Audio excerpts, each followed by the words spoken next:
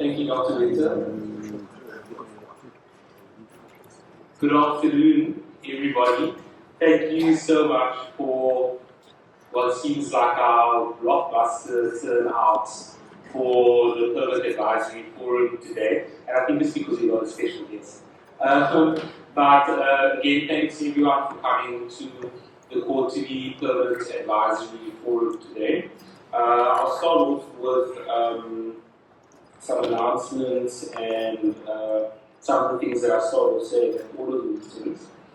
So this forum, the Permanent Advisory Forum, is a mandate for the city's licenses to operate the 3 marine outfalls in the city of Cape Town. It allows us as the city to, on equal terms with officials, consultants, stakeholders, members of the community, and members of academia, to engage around environmental impacts of wastewater as it pertains to the coastline. Worth noting again at this point, I like to point this fact that about 10% of our country's whole coastline is actually in the city of Cape Town, which means that we as Cape Townians have a, don't want to sound like the ANC here, but we have a collective responsibility to making sure that we protect this environment for future generations and the incredible biodiversity which finds itself at home in Cape Town as well. This is a really great meeting, and there are some ground rules for some of the newer participants here. So we do intend to operate this meeting kind of like a government portfolio committee, but we do allow participation. So we will be taking a few presentations on the agenda today, and then afterwards there will be opportunities for questions and answers, which I will manage as the chair. The above said, there were requests from members of the Section 80 committee, which form the Permanent Advisory Forum, as well as members of the community, that we offer a live stream, because the afternoon session does not suit in-person attendance for many members of the community. The above said, I've pushed really hard for this and taken this suggestion on board, because we're all committed to sharing as much data as possible with everyone. And I received a response from the officials that because of the upgrades that have taken place to this chamber, so there weren't any cameras or any additional infrastructure when I started, when I was first selected a few years ago. We do have it now. We are hoping that for the next Permanent Advisory Forum, which is on the 21st of November, we will be able to stream this meeting on YouTube. So let's hope that we're able to do that, and then Mark doesn't have to carry his power bank and his tripod to the meetings to film on our behalf. The above said, I'd like to thank everyone again for their participation in this meeting and again, excellent turnout. We have invited my friend Professor Leslie Petrik as a guest speaker today at this forum. This meeting, in its narrowest interpretation, is supposed to be data-driven around impacts of the marine outfalls. And there was a comment made at the last quarterly meeting that maybe the meeting is a little bit too narrow in its focus, because we aren't looking at the broader impacts on our coastline throughout the city.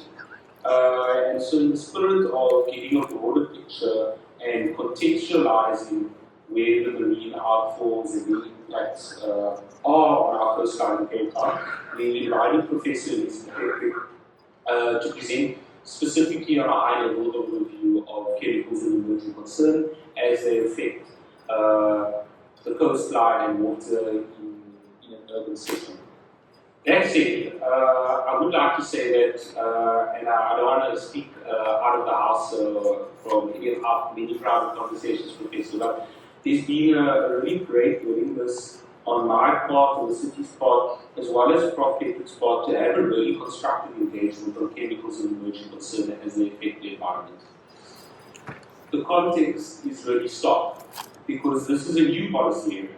This is an area that governments have not been able to address or legislate around, because the science is quite new. And the understanding of the environmental impacts of chemical emerging concern are evolving rapidly because of people like Professor Petrik and others working in this space. So once again, governments need to play catch up.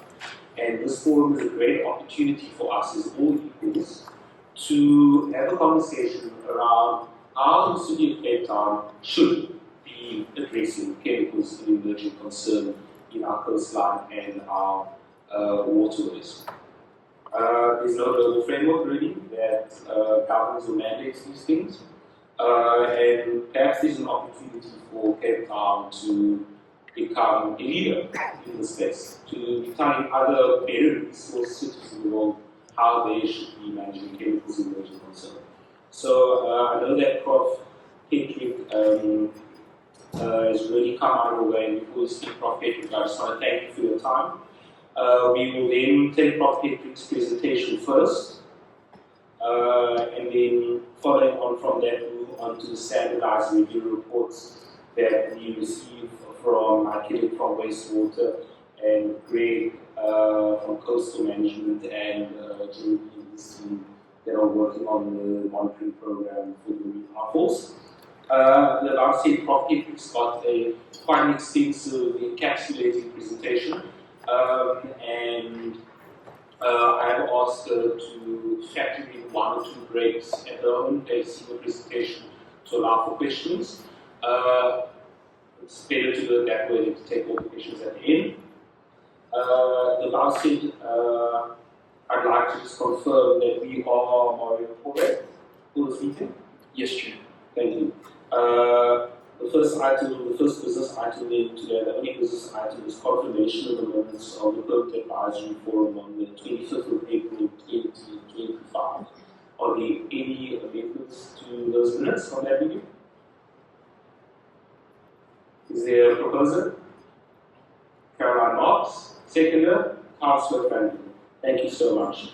With that business item out the way, I would like to welcome Professor Petrik up to the front to open this meeting with a high-level overview of chemicals and emerging concern in our city. You're most welcome here, and we look forward to engaging with you. Thank you so much. Thank you.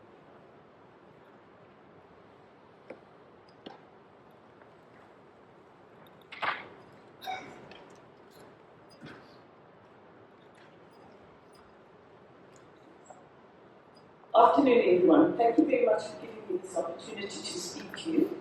I really appreciate it. So today I want to talk to you a little bit about our research on chemicals of emerging concern. Clearly, I'm a professor of chemistry. I want to emphasize that.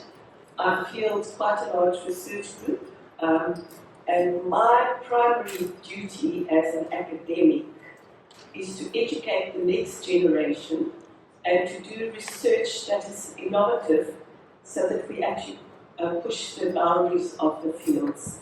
I'm not here to do the city's job for them in any way, and you must realize as an academic we operate with a very small budget, nothing like what the city operates with.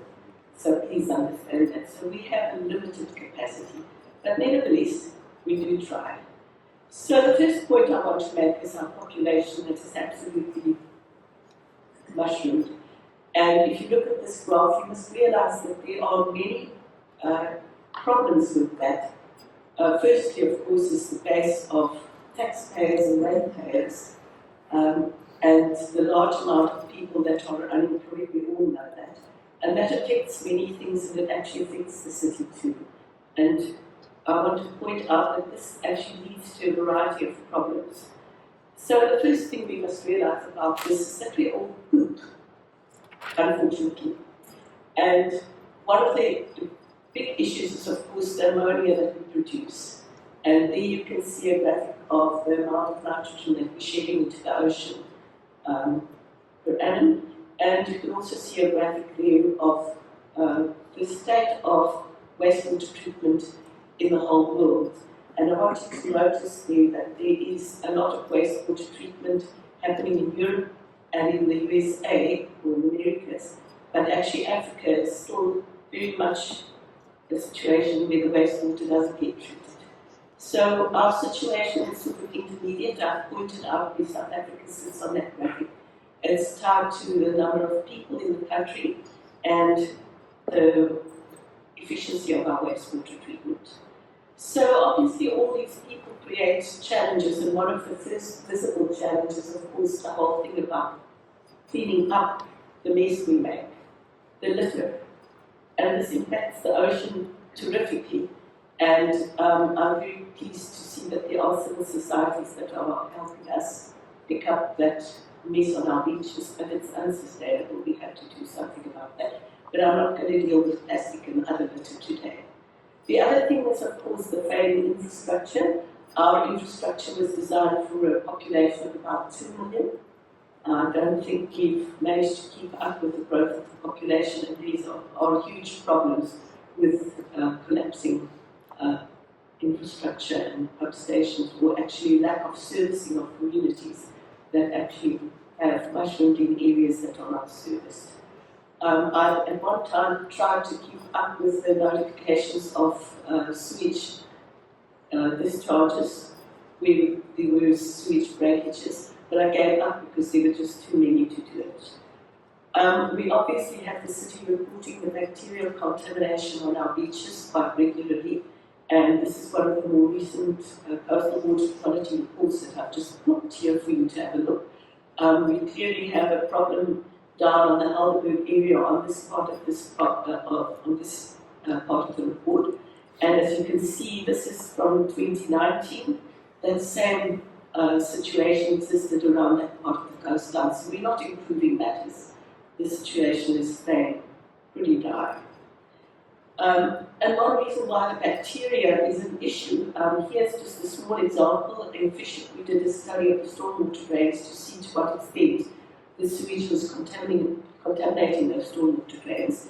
And we found there was a significant amount of Enterococci and E. coli in those stormwater drains. And then we went and took those samples to see to what extent they have developed antimicrobial resistance. And here you can see that of those samples we took from Fisher, from the stormwater drains, about 97% were resistant to amoxicillin. And there was quite a degree of resistance to many of the other frontline antibiotics. So I don't know if you've noticed it, but lately when you do get sick, you sometimes need 2 or 3 courses of antibiotics to clear your disease because of this resistance that's busy developing in microbes. And we must realize that E. coli is just an indicator. This does not speak to us about the pathogens that are busy developing resistance. And the pathogens are the ones that will make you ill. This is a widespread issue in the Western Cape, and here's just a paper by Andy Whitebrook and his team of the situation in the river and stormwaters in the Western Cape. The other challenge, of course, with our growing population is the fact that we haven't been able to keep up with maintenance is the failing wastewater treatment systems. And here you have an idea of the volumes that are being discharged by the various wastewater treatment plants around our city on the peninsula. I want you to look particularly at the size of the wastewater treatment plants that are discharging into the False Bay region versus the outfalls. Now, the city has told us quite a few times that they have to deal with the biggest problem first, and I understand that logic, but the marine outfalls do contribute significantly, as I will show you in the next couple of slides. One needs to realize that this infrastructure failure in terms of our wastewater treatment plants is actually well reported by the Department of Water and Sanitation. And here you can see that the marine outfall form part of the ones that are bad in the Western Cape. And the consequences are real. This is some of we think distinct information around the Milnerton Lagoon. You can see exactly what the Potsdam failure is doing to that estuary and to the rivers in that area. This is really a very hot topic, and I know the city is trying to amend the problem there, but it is happening almost too slowly. The marine outfalls are also a visible pollution. We've had numerous photographs from John Prescott, and you can actually see these outfalls on the satellite images. And what is noticeable about these is the sewage plumes that are heading, like in the Hart Bay case and in the Caps Bay case, directly to land, depending on the weather conditions. Right, so now we get to the invisible challenges. I can't deal with all the bacterial and plastic, but I can tell you about the endocrine disrupting compounds. As a country, we import a great deal of these compounds, and we also use them every day, and we are exporting some of them too. But these compounds are actually listed on the Rotterdam and Stockholm Conventions as being persistent, and they don't break down in the environment. So they are accumulating in our environmental matrices to a large extent because of our usage of them. And it's basically because of our chemical warfare at home. We use chemicals to try and solve all our problems, from household cleaning materials to medications to pesticides, pharmaceuticals that we're using every day, personal care products, etc. So the type of persistent contaminants sort of fall in these different classes: your pharmaceuticals, your phenolic compounds, your personal care products, which is disinfectant compounds and fragrances, nanomaterials, which we haven't even started talking about, your perfume-related compounds, which I particularly want to focus on today, and then the various classes of pesticides that we use to get rid of insects and weeds, etc. So already in 2013, research by Patterson showed what is coming through in our drinking water. And this was a countrywide study he did, and showed that small traces of these pharmaceuticals were coming through in our drinking water. And we have a situation in the city of Cape Town where the city is planning to do the foray wastewater treatment, a reuse plant using water that comes from Zandvliet, wastewater, and they want to augment our drinking water supply with that. And here is just a little study that I had already of our drinking water to show what's coming through in our tap water already as a kind of a baseline, so that we can see if there's a change later on. But what this study is all about is the start of our actual involvement in this research was a study that we did for the Water Research Commission, where we were looking at the emerging contaminants in wastewater treated for direct potable reuse, where we were looking at the human health risks in South Africa. And here you see the foray treatment scheme schematic to show you the treatment train. And the city has taken a multi-barrier advanced purification process to try and turn sewage into drinking water. And my question is, the city keeps saying that they cannot take these compounds out, so why this? It is feasible, but it needs to be done properly. So the study that we did for the Water Research Commission looked at 4 wastewater treatment plants, the Beaufort West reuse plant, Zandvliet, Bellville and Scottsdene. The wastewater treatment plant in Beaufort West has actually got reverse osmosis and UV and peroxide on the end of it. And we compared these wastewater treatment plants in terms of what goes into them versus what comes out of them. I'm not going to talk very much about the sludges, but I just want to point out that they're very toxic as well. These were the comparisons of these wastewater treatment plants. This is too much information to take in right now, but the point is that these compounds are in the inlet water and they are coming through in the outlet water.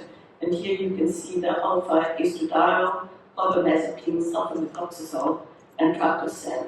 Now, sulfamethoxazole and triclosan are on the list of persistent contaminants, and sulfamethoxazole is an antibiotic that's used for preparing people for HIV/AIDS antiretroviral treatment. My student Adriana did a study of the perfluorinated compounds in these 4 wastewater treatment plants. Now, perfluorinated compounds are enormously toxic, and the European Commission's limit for that is 4.4 nanograms per litre. And here you can see that these compounds are present in the inlet water and in the outlet water. Can you maybe explain on this point, what is the source of these PFAS for the room? Perfluorinated compounds are in firefighting foams. They're in any jacket that you've got that waterproofs, your waterproofing coating on your jackets. It's used in paints to make them washable. It's used in varnishes to make tables and so on waterproof. So it's really to make things stain-proof and waterproof. Does that help? And these perfluorinated compounds are called forever chemicals because they just don't break down. And we'll come back to them just now. So we did a study in the Arbis River catchment area with Prof. Conquet, and he did a study across the whole of South Africa, and we have a huge perfluorinated compound problem in South Africa. And what we're finding here in the Western Cape is similar to in the rest of the country. So with that Water Research Commission project, we came to the conclusion that these compounds can pass through conventional wastewater treatment plants, and that you need to be very careful because there might be emerging contaminants in the reclaimed water. And the impacts of these contaminants are as follows. As I said to you, the persistent antibiotic resistance that we're starting to see, endocrine disruption, feminization and downward trends in semen quality, declining sex ratios, reproductive impairments and sexual abnormalities, developmental abnormalities, structural deformities, gene alterations, and a variety of cancers. And this does not just apply to humans, it applies to living organisms as well. We have done a study with UCT looking at the limitations of our wastewater treatment plants to take these compounds out. And here is just a review that Joshua put together of the situation globally in terms of taking these compounds out in wastewater treatment plants. So it is very much an area which a lot of attention needs to be paid. So we made recommendations to the city about the reuse plant, and I'm not going to go through them in detail, but that was already in 2018. And I must say, when I attended the foray public participation processes, I still can't get answers about how we're going to create sufficient barriers to protect ourselves. Professor, can we go back to the last slide and maybe just take a few questions here, because there was a lot of data in that first bit. Yeah. And I know that there's some important stuff coming up, so let's just, Yes. if you're comfortable. Yes, that's Thank fine. Absolutely fine. So I'll help you manage that process. I think maybe 3 questions to start, and then are you happy with the format of 3 questions asked, and then you can respond to it in one go? Yeah, Okay. that's fine. Cool. Questions? Okay, cool. Councillor Franklin? I see James. Okay, Jamie? And then Dr. Liz there. Thank you. Thank you, Mr. Chair. It was very nice to meet you today, Prof. I've heard you on the radio once or twice and always very in awe of your in-depth knowledge. I must admit I'm not a scientist, I'm not a degreed person at all, but I'm a very committed ward counsellor and currently somebody who has a chest infection which is being well medicated by antibiotics. So I'm sitting here rather ambivalent, wondering about where am I going to go to the loo to get rid of these extra antibiotics that my system isn't going to be able to deal with. And I think that's a very realistic and holistic question that we all need to really consider, is that what do we then do? Do we go completely off-grid and start digging toilets? Or how do we, based specifically, and even that's not going to help, based on the limited budget that we have within the city and the framework, considering that from my understanding and reading quickly through your presentation, there is no holistic, global program or proposal of how to deal with these CECs, which clearly are very, very worrying. And my second question, if you don't mind, Mr. Chair, with your indulgence, is my ward is in the Sand River catchment, or the Sand River catchment is within my ward, which is one of the healthier catchments in the metro. I'm sure you're aware of that.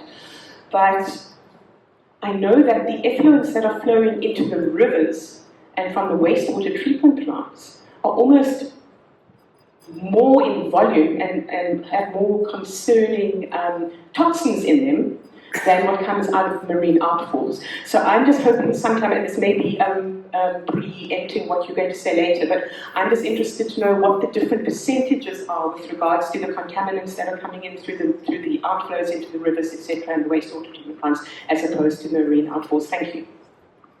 Question 2 is Jane.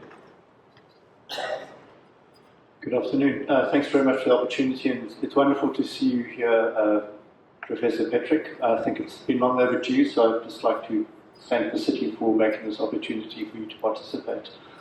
I think I speak very much from a water user's perspective and sort of an everyday user of the ocean. And maybe you could just qualify, you are rated as an NRFC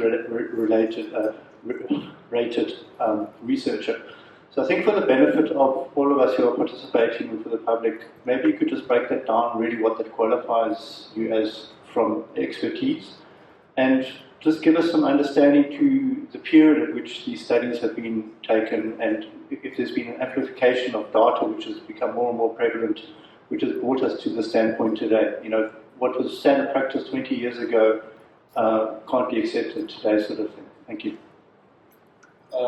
And then Dr. Day, and then we'll throw it back to Professor Petrik. Thank you.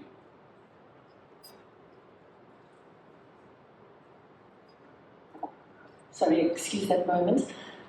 Thanks, Professor. It's really interesting, and I think it's great that you're bringing this kind of data to the fore. It's something that clearly is not restricted to Cape Town or South Africa. It's a trend globally that we all need to become more aware of. I do have a slightly different question though, in that your study, I understand that a lot of the work here is from previous papers, some of which I've gone through, some of which I haven't. The data seem to be sort of circa 2018, 2019, and quite a lot of changes have happened in Cape Town. For example, the upgrade of the Sunfleet wastewater treatment works, which in terms of the sort of 2025 reporting is one of the best performing sites now. And I'm just wondering whether in your ongoing work, whether you're looking at the sort of the current trends in the city. I think where I'm coming with that is particularly with regard to your comments on the plans for a treatment system. Again, looking at the city's reporting on that, there seems to be quite a concerted effort to include removal of CECs in that processing. So perhaps you can comment on that, and maybe somebody from the city can also comment on that, just so that we kind of ventilate it here for all of us. Right, sure. Okay, so the first question is around the differences between what goes out in the marine outfalls versus what goes out of the wastewater treatment plants into rivers. I think one can just basically say the difference is the solids. Nothing else. The marine outfall, everything goes out. Paper, toilet paper, and the whole lot goes out. With what goes into the rivers supposedly is the effluent that is up to the SARS 241 wastewater discharge guidelines. But we all know that in many cases, as that graphic from DW showed, that's not the case. So a lot of solids actually go out into the rivers too. So yeah, that question kind of relates to what this day asked about in terms of the treatment processes. You know, when our wastewater treatment plants were designed, probably 40 or 50 years ago, the technology wasn't in place to remove these compounds, because mostly those compounds didn't exist at that stage, or people hadn't started realizing that they are an issue. There are quite a lot of efforts to remove these compounds, and there's a lot of legislation coming in which will reach us eventually. And anyway, we're signatories to the Stockholm and the Rotterdam Convention, so we actually have to do our bit to try and minimize the pollution that's going out into the southern oceans around here. We've done a lot of research, and I just want to emphasize that this goes to Jamie's question. The reason why I'm a rated researcher and why I've got a high ranking globally for my research is because not of this research, it's because of the research that I've done in for instance, wastewater treatment and in waste in general, and in nanomaterials. So I've got several other areas that I look at. But the point is that with this research, we've also been looking at removal techniques to take these compounds out. And we've spent a lot of time developing new systems that actually degrade these compounds completely as cheaply as possible. And I'm not yet at the point where I can start making great claims on that, but there are commercial systems available that can take these compounds out. The city's philosophy on the foray treatment plant, to go back to this question, is to use an absorption cycle. Now, I have a lot of questions around that because I've worked with absorbents a great deal, and most absorbents only work at a pH of about 3. So you have to work in an acidic water to get those compounds to stick to your absorbent, else they just go past the absorbent. The other issue with the absorbents is that they actually are saturated fairly quickly. I was at an International Water Association conference where people were reporting their bed volumes on these granulated activated carbon beds, and they found that the bed volumes were about half of what they had actually calculated to develop a cost estimate of how much it would cost them to use that system. Now, I think the city has also not understood one thing about these compounds, is that if you hit them with UV lights or peroxide and you don't do it properly, you actually just create a kind of a change in the molecule, and those molecules will then react with one another and create new products that you've never seen. So you have to actually do the degradation to the point where these compounds are broken down completely. So yeah, there are ways to do this, and there are commercial available systems that can remove these compounds, and it's time that we started actually integrating those into our wastewater treatment systems in a clever way and in a wise way. Did I answer the questions properly?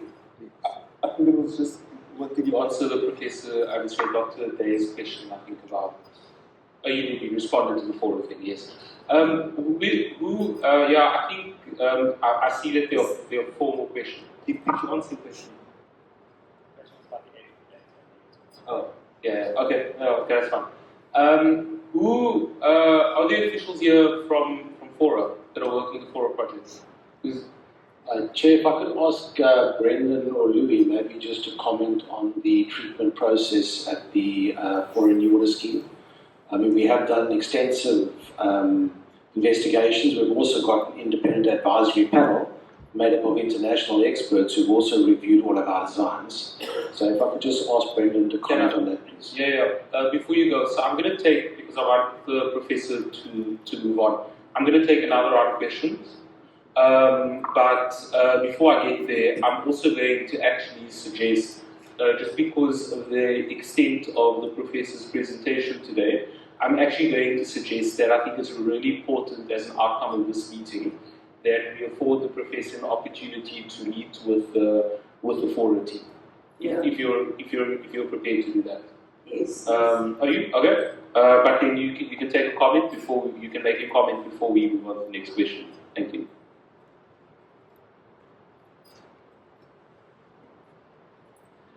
Thank you. Thanks, Mike.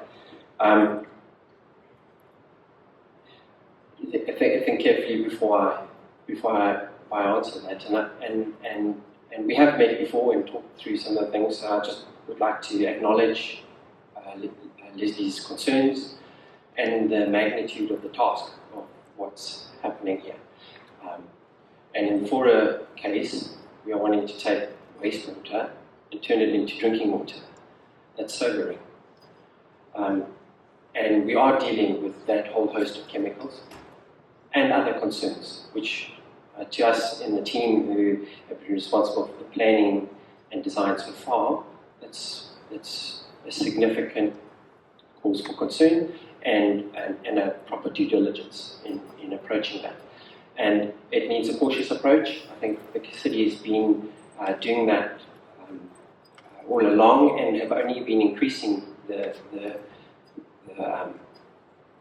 rigor with that. The project's moving slowly and the timeline has moved out over time, and a lot of that is because of what's going in. The more you get into the project, the more you research it, the more is required and needs to be looked at. These kind of might seem like soft factors, might seem like I'm not dealing with hard science sort of thing, but they are really important.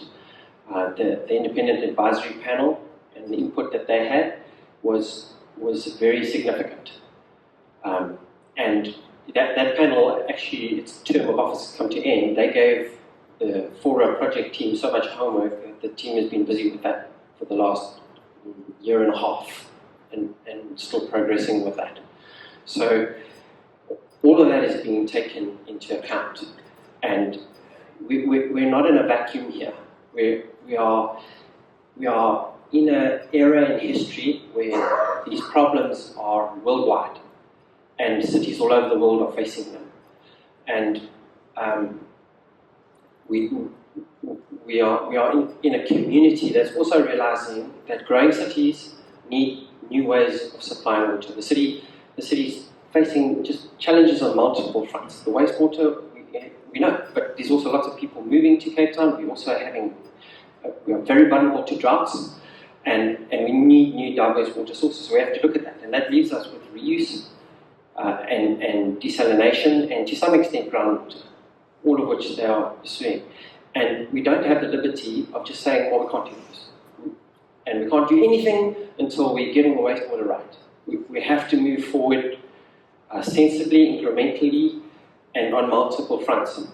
And fortunately, we are in this worldwide community of professionals, scientists, researchers, developing technology that is helping solve these problems. And it's not just technological solutions, it's the rigor that you approach them with. It's all very well to say, I'm going to put in some technology, I'm going to put in a treatment barrier. But how that functions in an integrated system, and how you design it in, and how what you ask of a particular process, and how you know it's always working. Always, all the time. And how you can calibrate that, because you can't measure all these chemicals online all the time. That's impossible. So all of that kind of rigor is very, very important in going into designing and planning and ultimately putting such a process into operation. It's not just a case of saying we've got these technologies to remove X, Y, and Z. It needs to fit into this holistic picture. And there's very good advice about that. There's developing ways of dealing with the toxicity and understanding that, and the chemicals and so on. So all of that we are approaching. And yes, we have a multi-barrier treatment plant with technologies that no one of them can get you where you need to be. In fact, no one of them gets you even halfway where you need to be. They need to be pieced together, step by step by step, multi-barriers. Each one of them, and absorption is one of them, but it's only one of them. Each one of them stepping you along the way, but attacking the problem from a different perspective, from a different technological approach. For instance, you might attack something with a chemical with photolysis, or you might attack it with oxidation, or you might attack it with adsorption. And there are others that piece together to gradually get you that way, to get you to the end where you have safe drinking water. Thank you. Thank you. And I will say thank you so much for that contribution. I think it's really important that, that Fora project is so important. No room for error at Fora at all. And I would really appreciate on that, Zaid, that we have a conversation with Prof. Petrik about Fora specifically. I don't know if you want to comment on that or. I think some of what I say next will elucidate. Okay. There's a long list of hands behind me. So can we just do 3 brief questions? Let's keep it brief, and then we'll allow you to complete the presentation. So I know that Jeremy was number 1. This gentleman over there, please remember to state your name when you ask your question for the minutes. And then Zaid or Mike. Thank you. Thank you, Chair. Can I ask 2 separate clarity questions, because they are quite different, and I'll need Professor Petrik to go back on the slides, if that's all right. Prof, thank you. My name is Jeremy. I am an environmental scientist. I work as a consultant. I'd like you to go back, if you don't mind, just to the slide about the microbial antibiotic resistance data in fish. I think it's slide 12. My major question is really just a question of clarity, because I haven't read the paper, is how the resistance rates demonstrated in the fish stormwater system compared to what we might expect in a normal system. So there are numbers, and I don't know what those mean. It would be quite useful to just understand how those relate either to other studies or to a control site or to some sort of reference that gives us a sense of just how impacted this is. Because I think I work in policy and environmental management, and the so what is quite important. So the data needs to be interpreted a little bit. I'm just keen to hear if that has been done.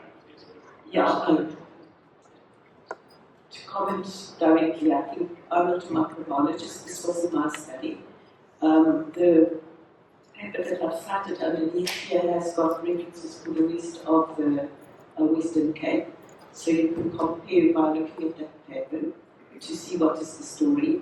The antimicrobial resistance is a problem globally, and it's one of the health concerns that really requires attention in terms of adequate sanitation, because we're running out of antibiotics that we can use for various treatments.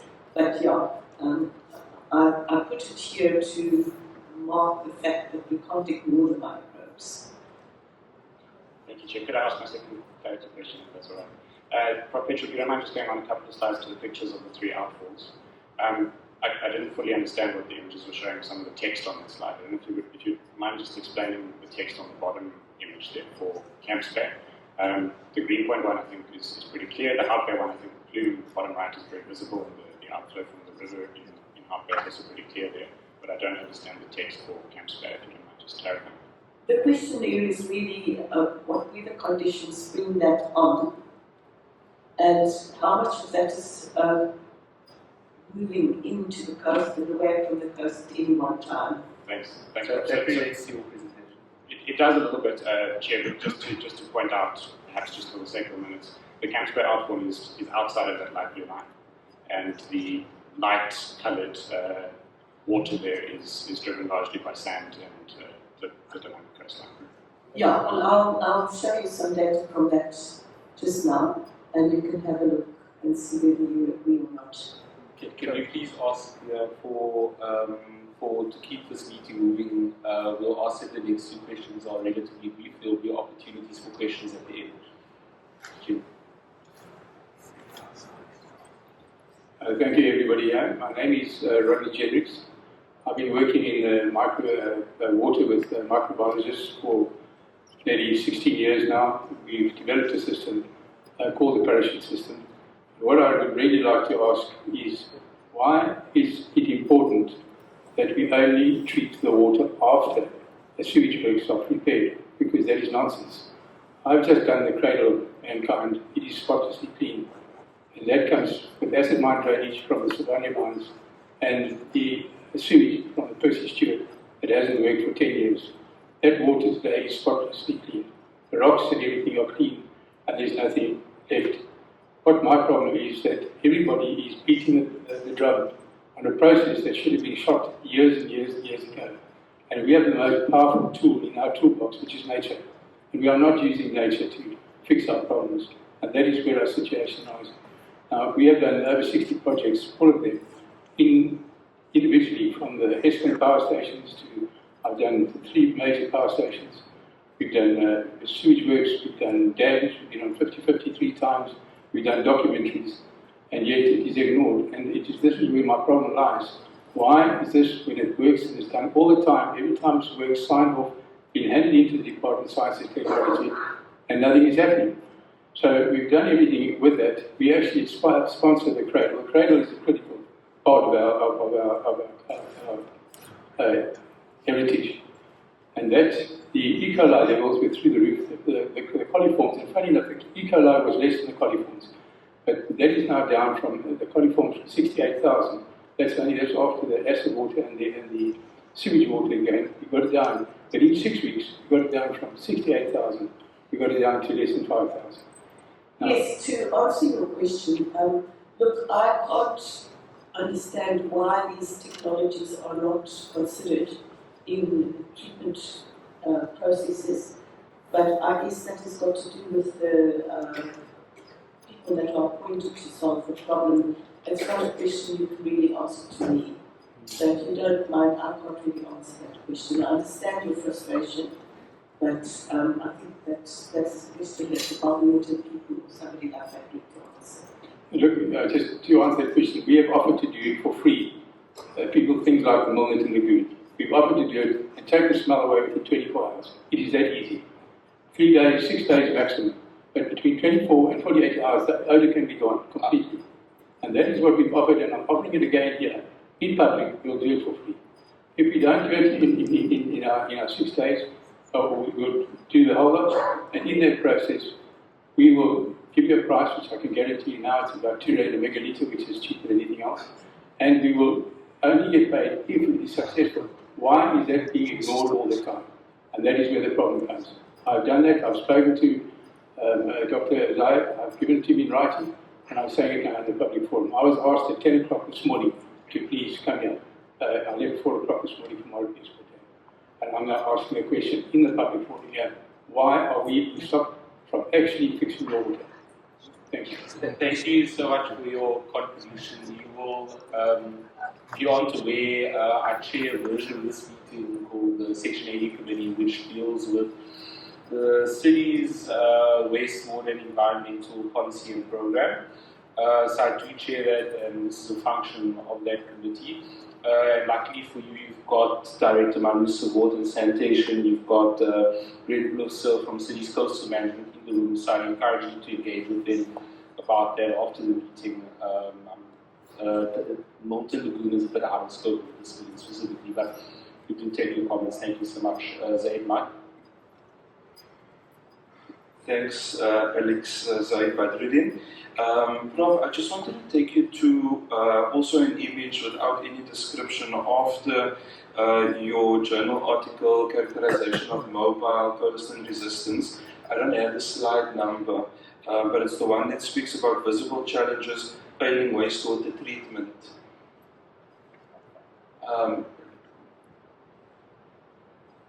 Yes, correct. So there is no description linked to this particular image, and I was hoping that you could share with us what it is that is on the slide as question 1. And then 2 slides after this, Prof, there is a pie chart that you've also included.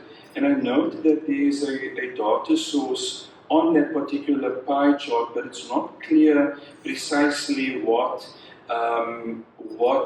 these percentages are related to, which part of those compliance measures or those parameters this is in specific reference to, because here it could be misleading in the sense that we've not given enough description to that particular slide, which you didn't unfortunately provide when you went through that. So if you don't mind, maybe just talk to us about that as well. Sure.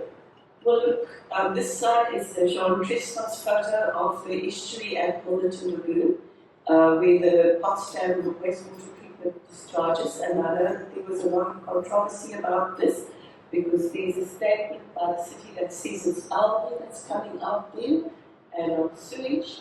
But, you know, if you look at there are those slides now. Where did that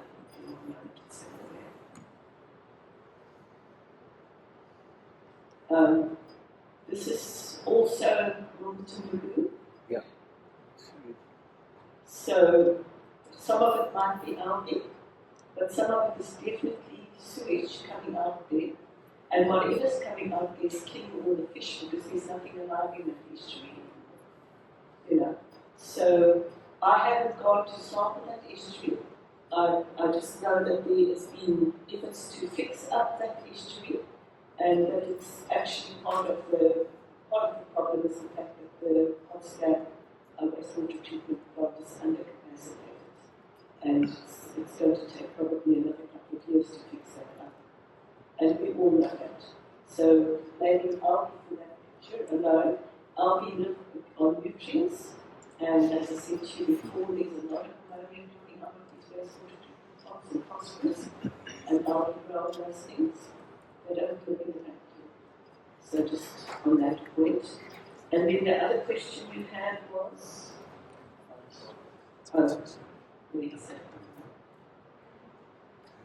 yeah, the reason I put this up here is to just point out which of, first of all, the volumes that are coming out of the various parts.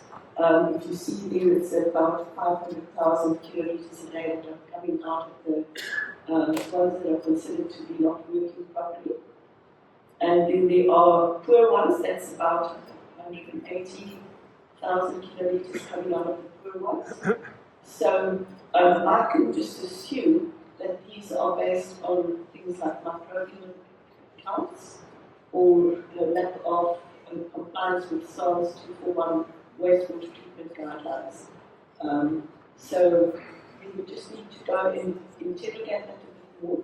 But the point is that actually there are, and the city acknowledges that, so I don't think we need to argue about that here, that there are many wastewater treatment plants in the Western Cape that are not working optimally. And I think that is common cause. We are doing better than some of the rest of the country, but we're definitely not 100%. Thanks, Prof. Chair, if you will indulge me, and definitely not wanting to argue about it. I was confused because if you look at the poor column, as was mentioned earlier, the Zandvliet wastewater treatment works. Dr. Day mentioned quite clearly that Zandvliet is one of the plants that have gone through major upgrades. So when I originally received this, as I was going through the WhatsApp groups, I was shocked that Zandvliet was being considered as poor, and that's why I was just looking for clarity around what this is specifically referring to, because certainly it's incorrect, and the date of this information also is not clear. The data is probably old. Concede that. We probably need to have this updated. I don't have a recent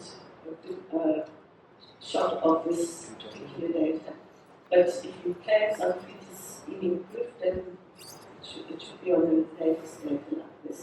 Thanks for pointing that out. But I do think that we've got a long way to go before we fix up here. I think that relates to the question we had earlier about the timelines of the studies that we did in 2018, 2020, 2023. You must realize, as I said, it takes a very long time to do academic research with students. It takes a very long time for us to get our results out. But I don't think our results are therefore not up to date in terms of what is going on, because there are only some of the wastewater treatment plants that have received attention. And I think it's common cause that the marine outfalls have received no attention. Was there something else I needed to answer? Well, Greg is begging for a question, but Greg, this is the last question for Petrik needs to move forward. Thank you. Just more, just comments if I may. If we could go back to the picture that Jeremy questioned around the pictures of the 3 outfalls. I think it's a small thing, but it's an important thing. If you could go back, I'd be grateful. So the 2 pictures of Hart Bay and Greenpoint, I think, arguably are the plumes from the marine outfalls, but certainly Camps Bay, that picture is not reflecting a plume from the outfall. the volumes alone, Camps Bay, over 24 hours, lets out about 2.1 megalitres of wastewater, and the equivalent volume of that discolored area at Camps Bay, and you can see it at Clifton, is probably about 50,000 megalitres, and so it would be less than 0.5%. It's not possible to discolor it in that way, but also the outfall is a lot further offshore than where it's marked in the cross. So while I concede absolutely those two without question, the lower one would not be, that discoloration is not from the blue outfall, just on a volume basis it would be impossible. And then if you could go forward to the PFA slide where you put the European limit on it 4.4, if you could move the slides, I'd be grateful. This one, so I think it's important to add to the content of what was being discussed as this one is that these issues are global. So the 4.4 nanograms per litre is set in terms of the European Commission, but it's important to note that in 2018, 100% of coastal water samples in Europe failed that level, and in 2022, 87% failed that, and around 80% of their rivers failed that level. So it's one thing to have the levels, it's also an understanding around the impossibility to take these things back out of the waste stream. So these are just important contextual issues around understanding the global problem that we're facing around some of these things. Thank you. Yes, I understand that it's a global problem, but that does not mean that we should do nothing. And that is really my point. You know, we have got a unique heritage here in the Western Cape in terms of our ecology, and we really need to do something to preserve it as well as we can. I know it's very difficult to take these compounds out, but there are at least some thought we can do to the thoughts that we can do to this matter. Okay, now continue now. Yeah, we have no more questions till the end. Okay. Thank you, Professor. Right, so I just wanted to stop for a moment at the sludges. The sludges are supposed to go to landfill. That is what I was told by Michael Webster, and Mark Kidd. This is a picture of John Trescott showing that some of the sludges are being dumped upon the farmlands above Tiger Hills. So, not everything is going where it should go, and I don't know why, but certainly there's a lot of land contamination going if the sludges are going to be dumped on agricultural land. And I'm not sure who's taking that into account, but our studies show that those sludges have got a huge amount of these persistent contaminants in them. So if you are putting it on your soils, it can translocate into your plants, into your crops. So now I just want to talk about our marine outfall study. I think this is the work that you're more familiar with, those of you who followed through Congo. This was a study done with 4 local universities and the University of Stavanger. And it was partly due to some of the gaps that we identified in the CSIR report where the city was looking at the marine outfalls were presenting no issue. So we basically decided not to go for microbes because every time we talk about microbes there's an issue, an argument about what we should be measuring and how much we're measuring and how consistent it is. So we decided to go and look at the chemicals in the marine environment. We'd seen what was at the wastewater treatment plants, and that's why I put those slides up of the chloride treatment plant, because it's incontrovertible that our city is using, well, all of us are using these compounds and they are in our sewage. And we chose the compounds in the list of persistent contaminants that were identified in that project and as being some of the most used compounds in the city. The usage of that compounds was done by a survey at chemists and hospitals and clinics to see what pharmaceuticals were being used. So we went into the environment and we went to look for those pharmaceuticals because we know they're being used in the city. So these were the compounds, the perfluorinated compounds. We chose 4 or 5 of them. You must realize there's something like 4,000 different perfluorinated compounds or even more. We chose these pharmaceutical compounds because they are considered to be particularly problematic in the environment. We tested some industrial compounds, and we also tested for a couple of herbicides that are considered to be problematic, some of them actually being banned. And we looked at seawater, we looked at sediments, and we looked at marine biota. The marine biota that we looked at was limpets, mussels, sea urchins, starfish, top shells, and then a variety of fish and a whole lot of seaweeds. So here's an idea of what we found in the seawater at Greenport. Those 8 sites that are identified, we were taken across the bay in front of Greenport. And you can see there that when you look at what is turning up in the water, diclofenac is one of the problematic compounds that is turning up. I must just point out diclofenac is the compound that killed the vultures in India. And the reason why it killed them is because it created crystals in its kidneys, and not their kidneys, or in the urethra that go to the kidneys. So these compounds have strange effects on other biota. They might be fine for us, but they're not necessarily fine for the biota. Here you can see the level of these compounds in the marine organisms, and you can see it's about an order of magnitude higher than was in the seawater. That work was published, and then we went on and we had a look at Capstan. Firstly, we looked at the pesticides and herbicides, and the concentrations there was seaweed, sediments, and mussels, and you can see the same trend: low levels in seawater, intermediate levels in the sediment, and bioaccumulation in the marine organisms.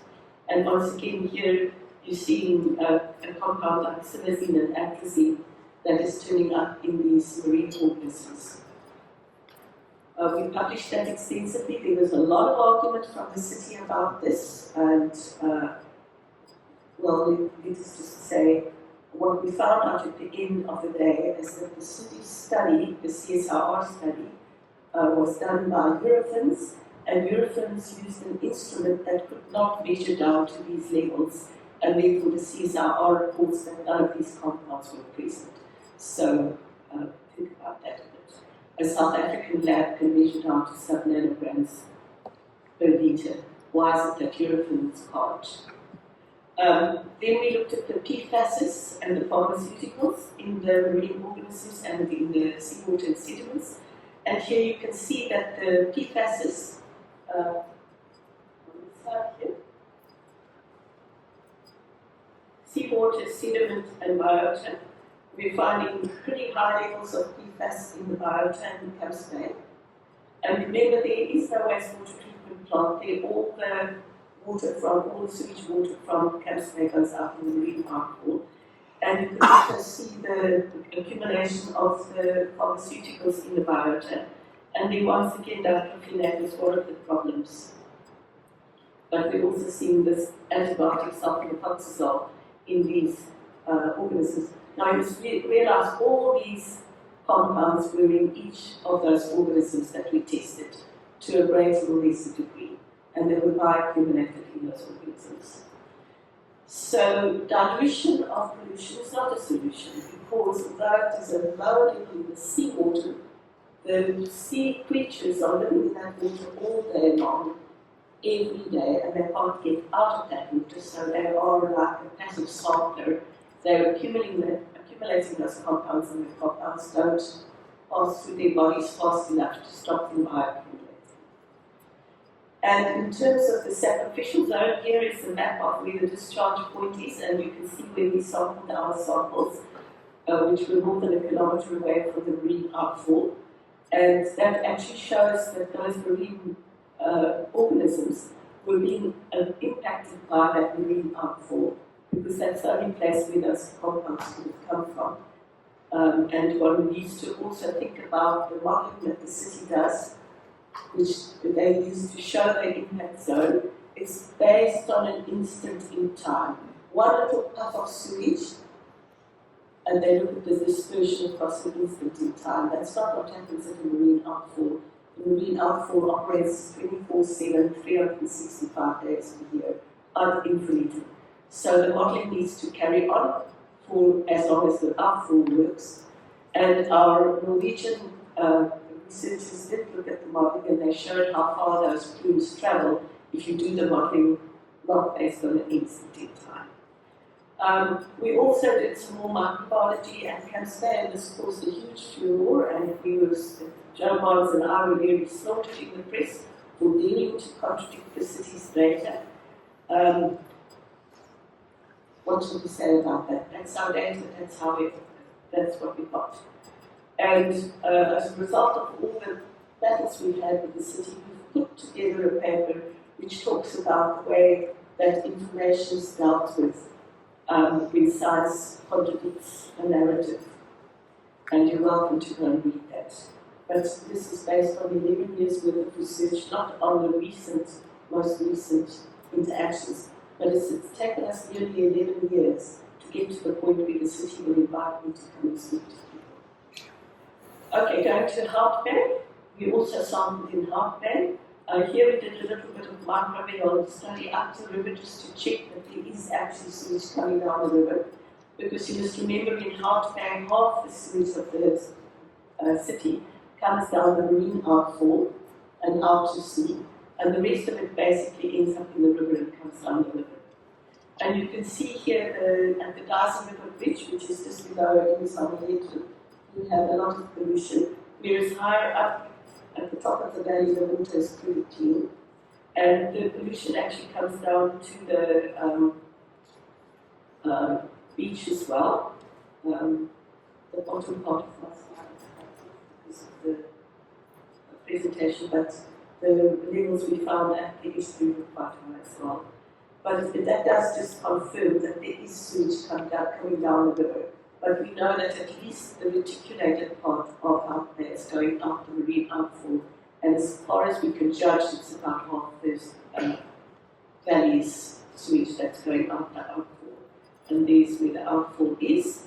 And we went at those 3 sites and looked at the mussels to look for those particular compounds. And these compounds were actually a slightly different list from the previous lot, because these were compounds that the city had said were in the actual pump station sewage. So we went to look for the compounds that they said were in the pump station sewage.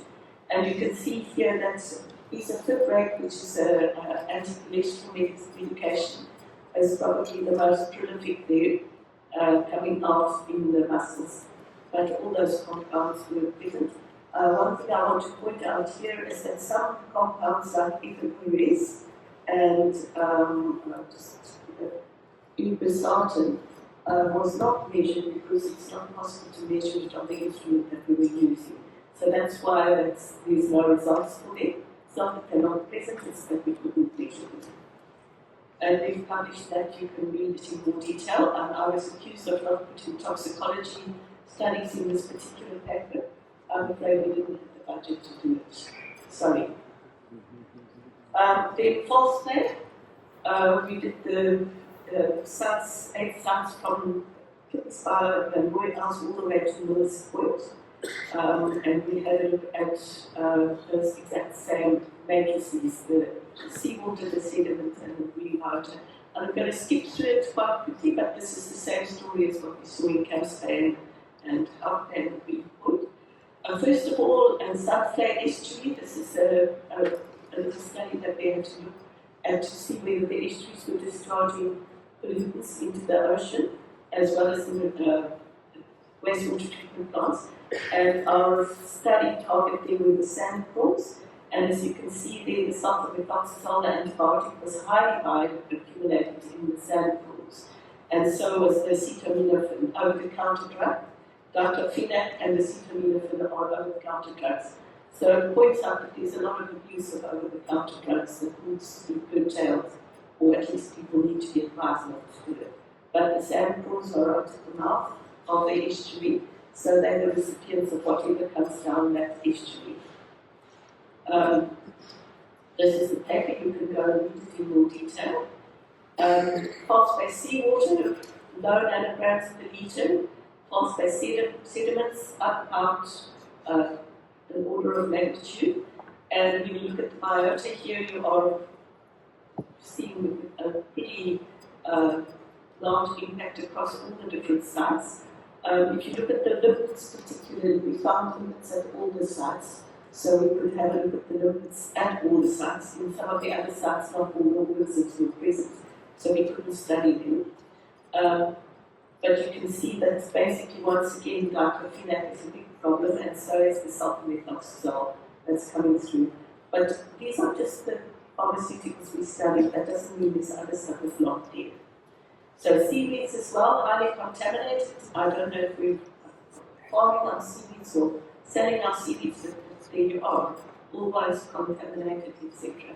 And once again, diclofenac is the compound that is accumulating in these seaweeds. And that paper was published. Then looking at the perfluorinated compounds, you remember I mentioned to you what the problem was at Sunfleet in terms of the perfluorinated compounds coming through at the time that we did the study. And here you can see what the influence of that perfluorinated compound was in milligrams per day flow and the final effluent. And you must realize that these compounds were also tested at the other wastewater treatment plants. We've just chosen Sunfleet as one of the examples to prove that these compounds are coming from the wastewater treatment plant, at least, even if it's coming from other sources, it is coming from the wastewater treatment plant. And here are the PFAS levels in your seawater samples, around about 10 nanograms per litre.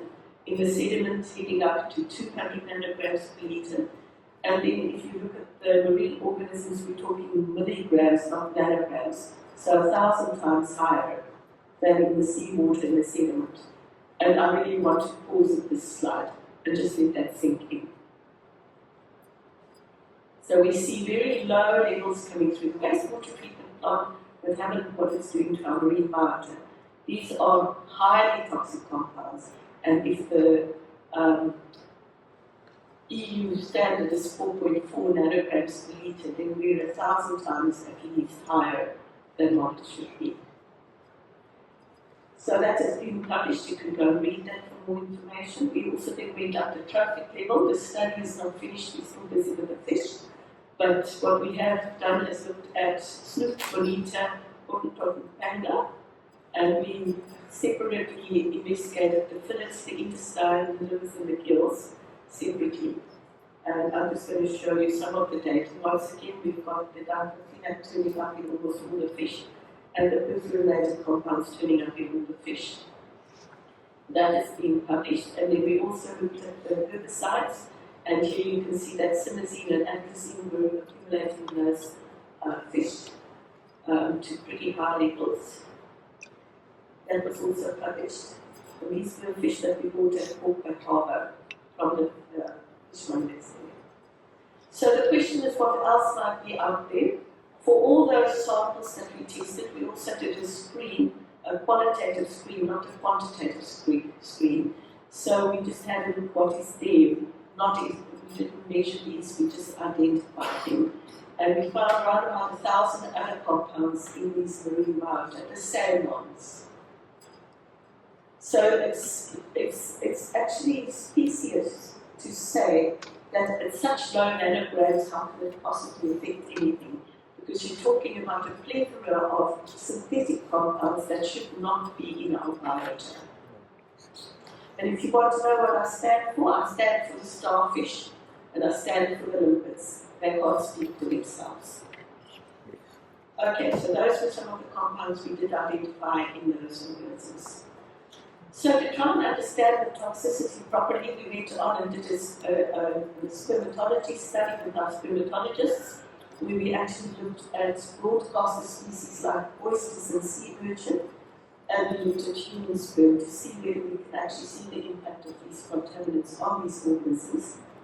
And here is the results for chlorpyrifos on the oyster sperm, that's a broadcaster.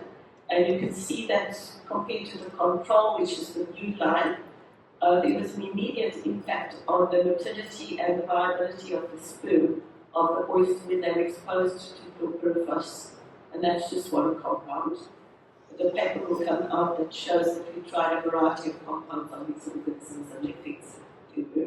So we went from environmentally relevant concentrations to higher concentrations.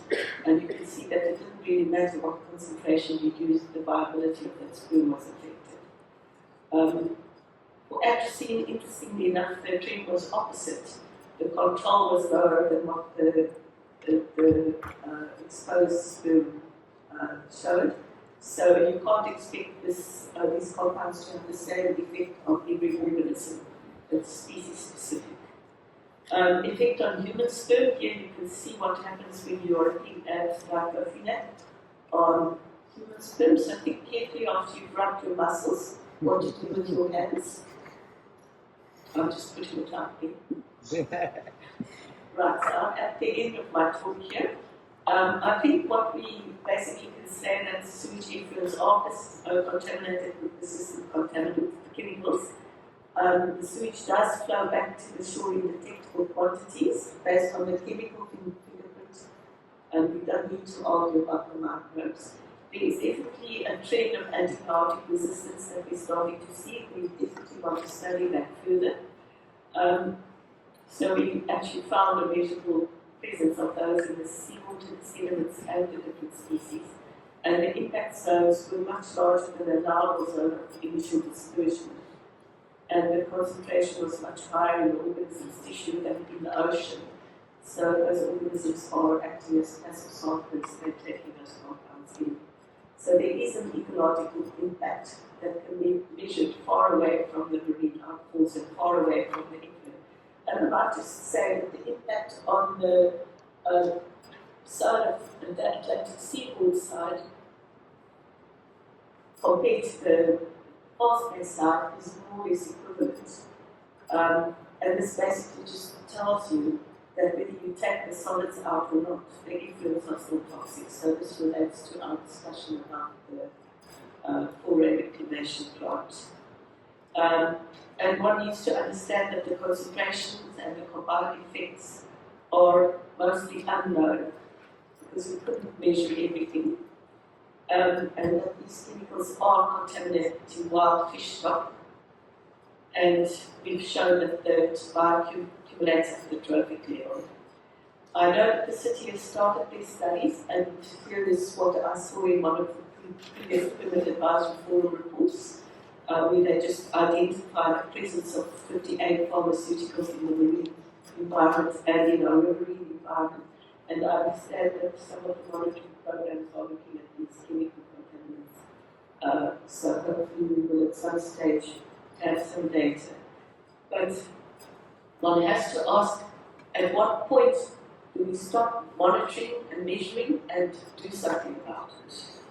Because really these persistent contaminants are coming back to us in our food and probably in our water eventually. And we really need to understand that we're all in this together. So thank you for your attention.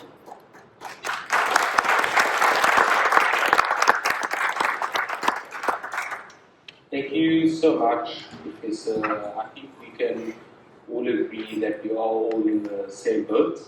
And I think you'll find, in principle, that there's going to be no one from the city of Cape Town that is going to say to you that there's no problem on our coastline with chemicals and emerging concern.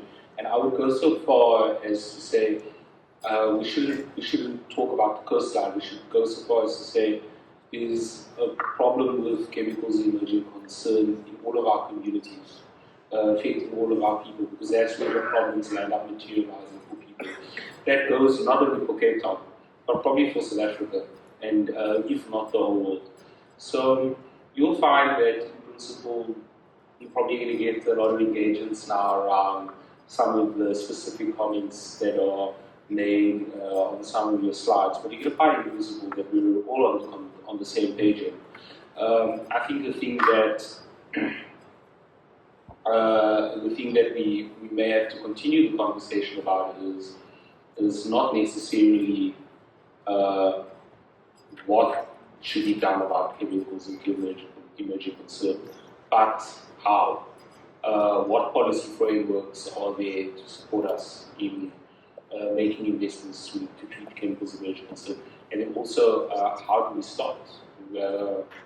What's the biggest source of chemical, or the best point to capture most chemicals and emerging concern as a starting point, for example?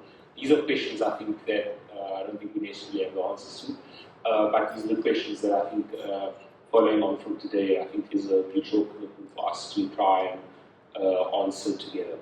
So that said, please feel free if you need a glass of water over there. It's been a long presentation, and now I think there's going to be a few rounds of questions. So can I started this time last time? We'll work this way around. So I'll be taking questions. 1, Greg Ulitzer. 2, this gentleman over here. 3, Paul Moxley for now. Thank you, Greg.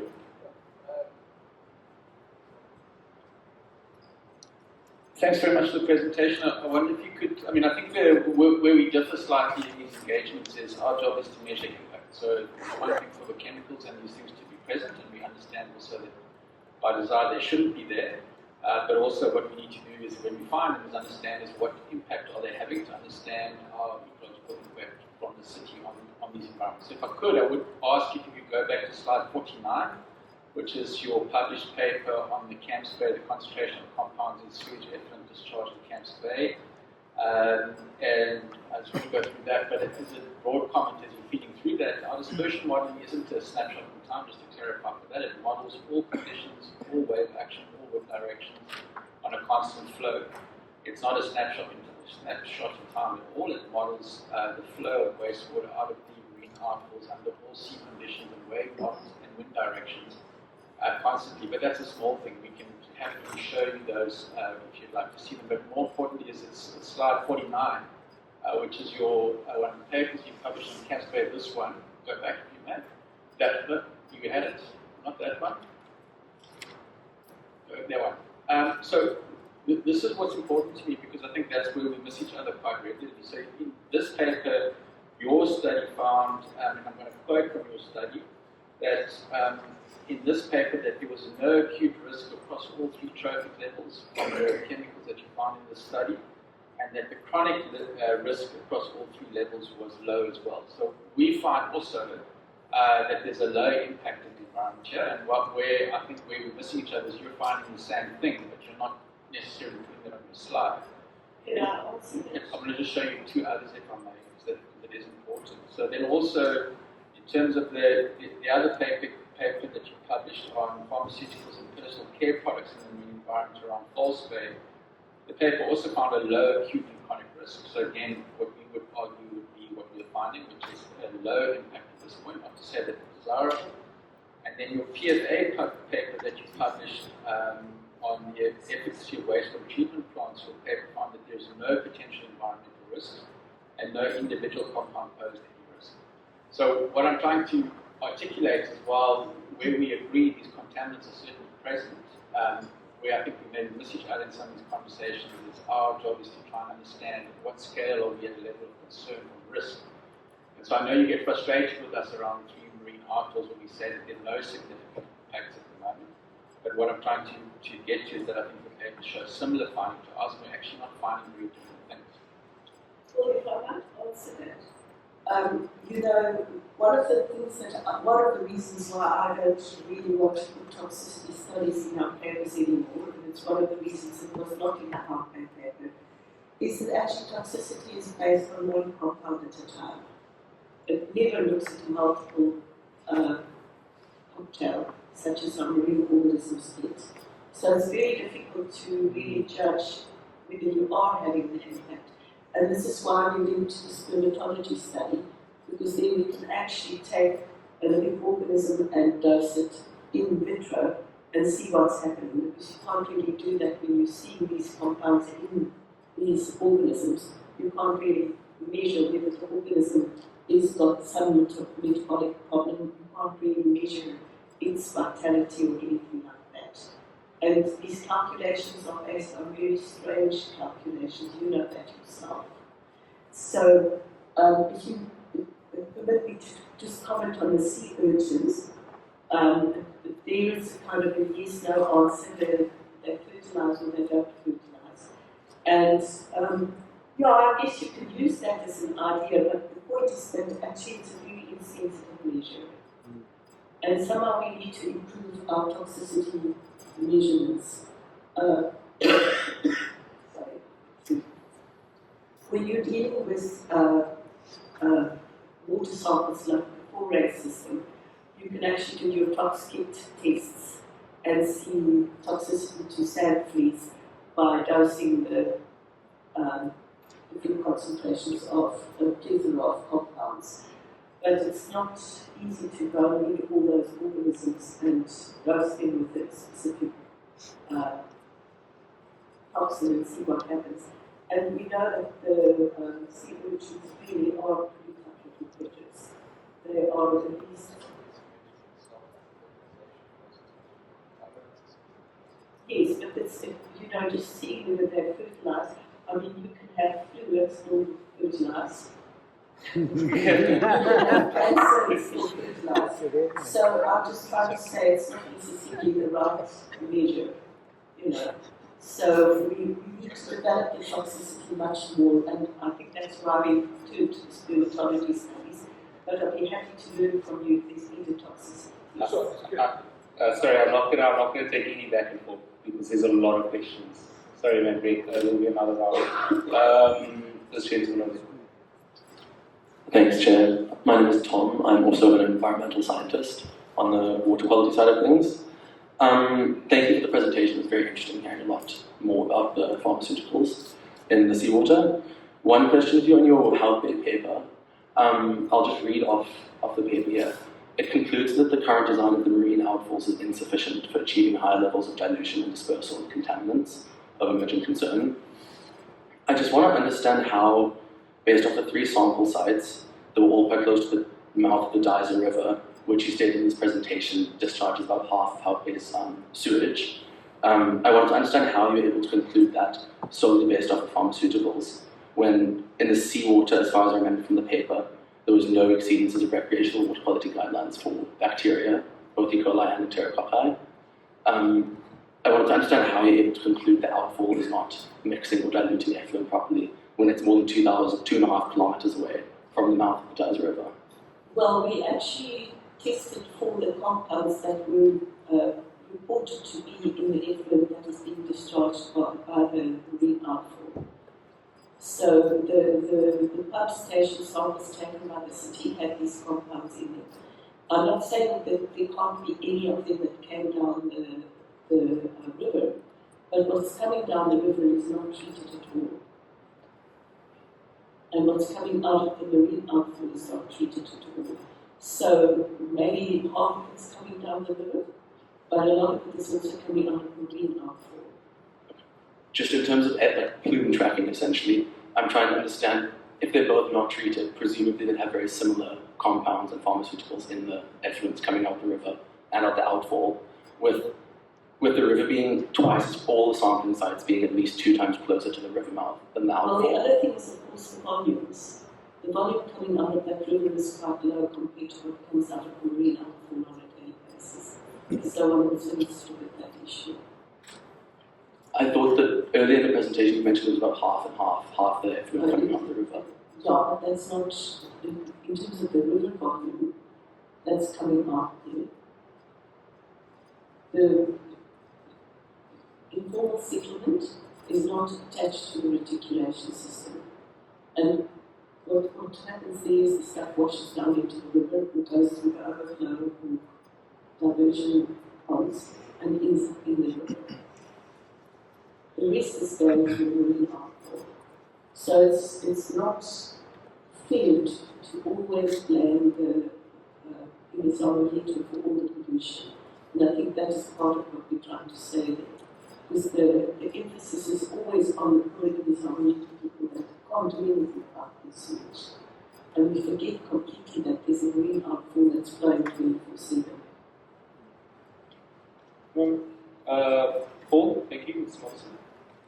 Paul Moxley, hello Prof. Thanks very much for the presentation.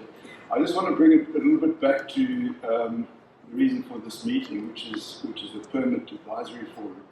And in the permit, if I can just read clause 4.2.4, it does stipulate that the permit holder should assess the impact of emerging pollutants and effluent in the effluent.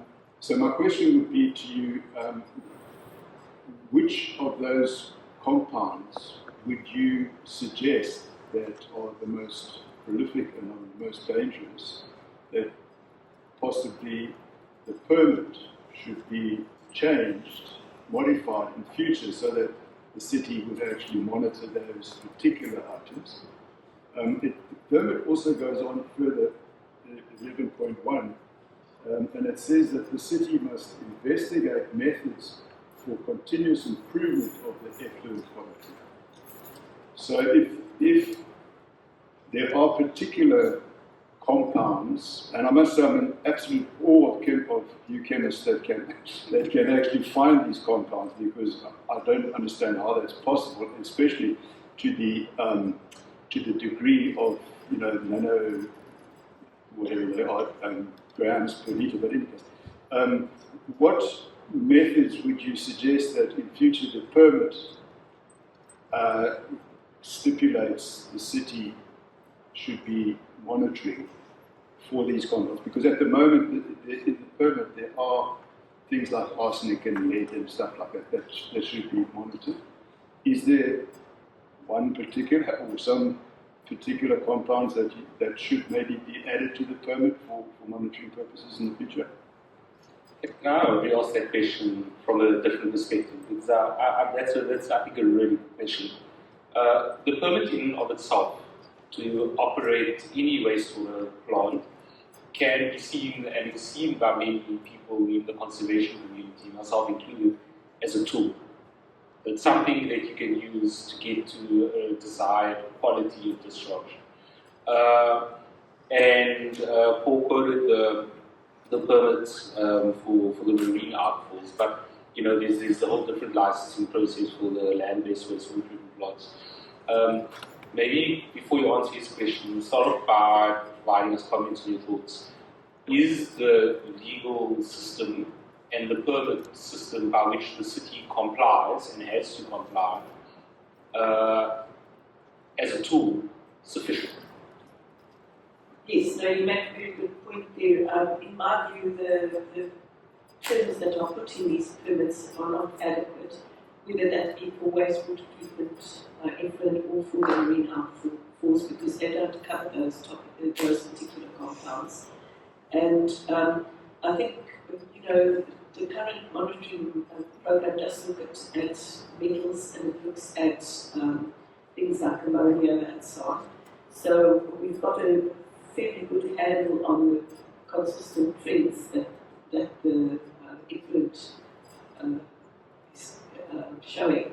But I would suggest that we do add some of these contaminants. I think the gentleman over there mentioned that it's extremely hard to measure these things, and to do them quickly is almost impossible. So it's really a point that needs some careful thought. I would just off the top of my head say that we should be looking at diclofenac and sulfamethoxazole, since we've picked them up everywhere. But the disinfiltrate is also turning out to be quite a notable marker of these compounds.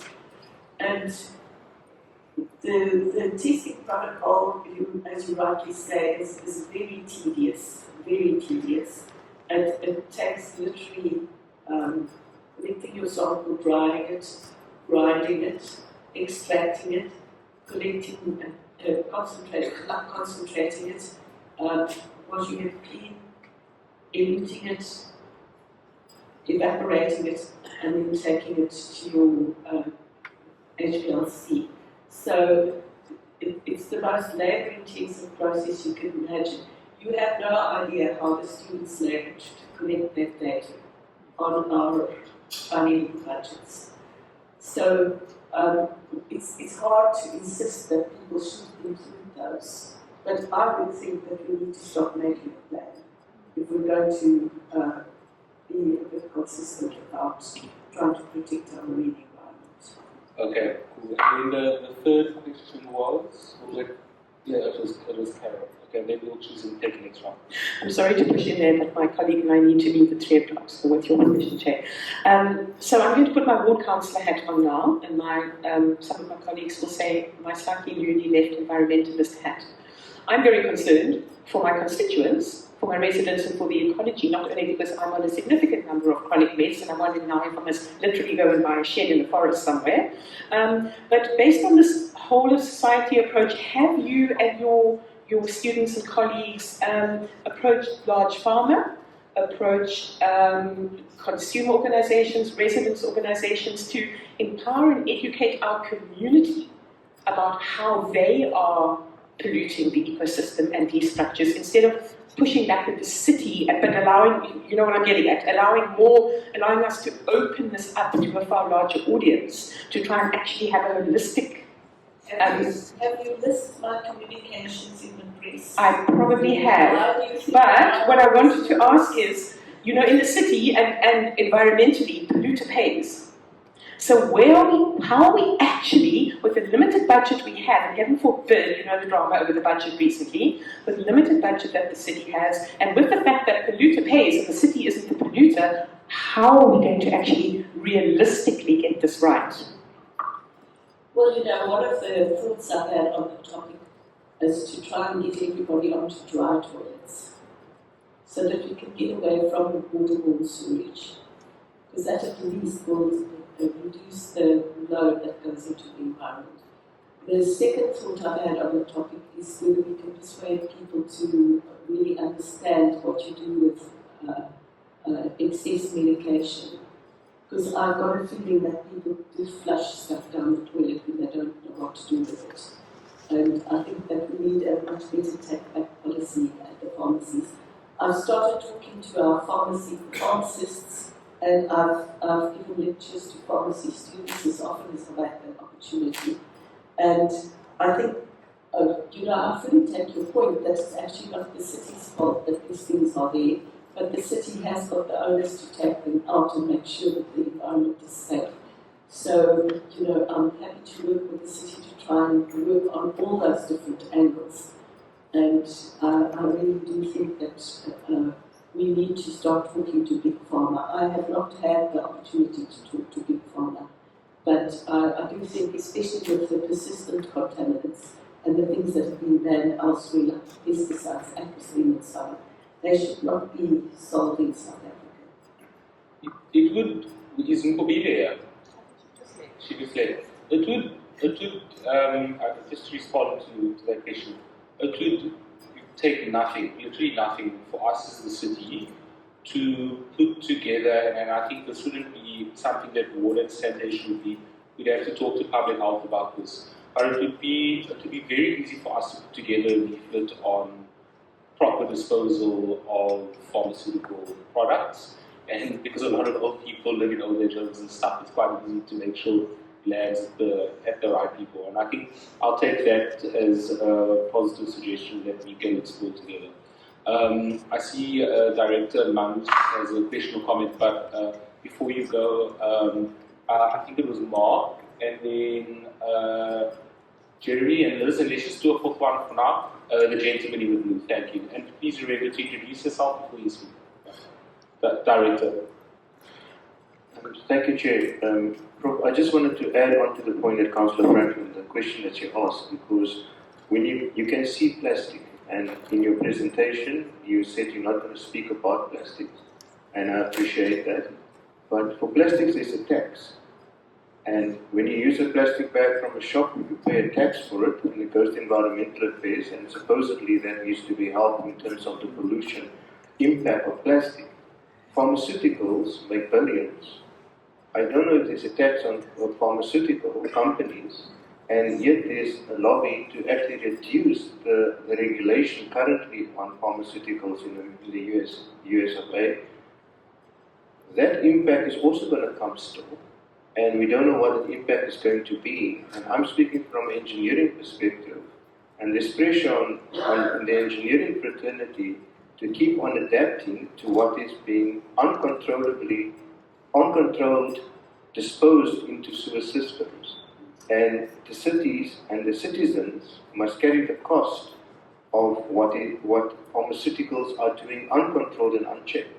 And I think that, Chairperson, while I appreciate the point you raised, and I agree and I share that with you, I think we need to go a little step further back if you really want to get to the source of the problem, and you struck a chord, Prof, when you mentioned about on-site sanitation, treatment might be the solution going forward, and I agree with you.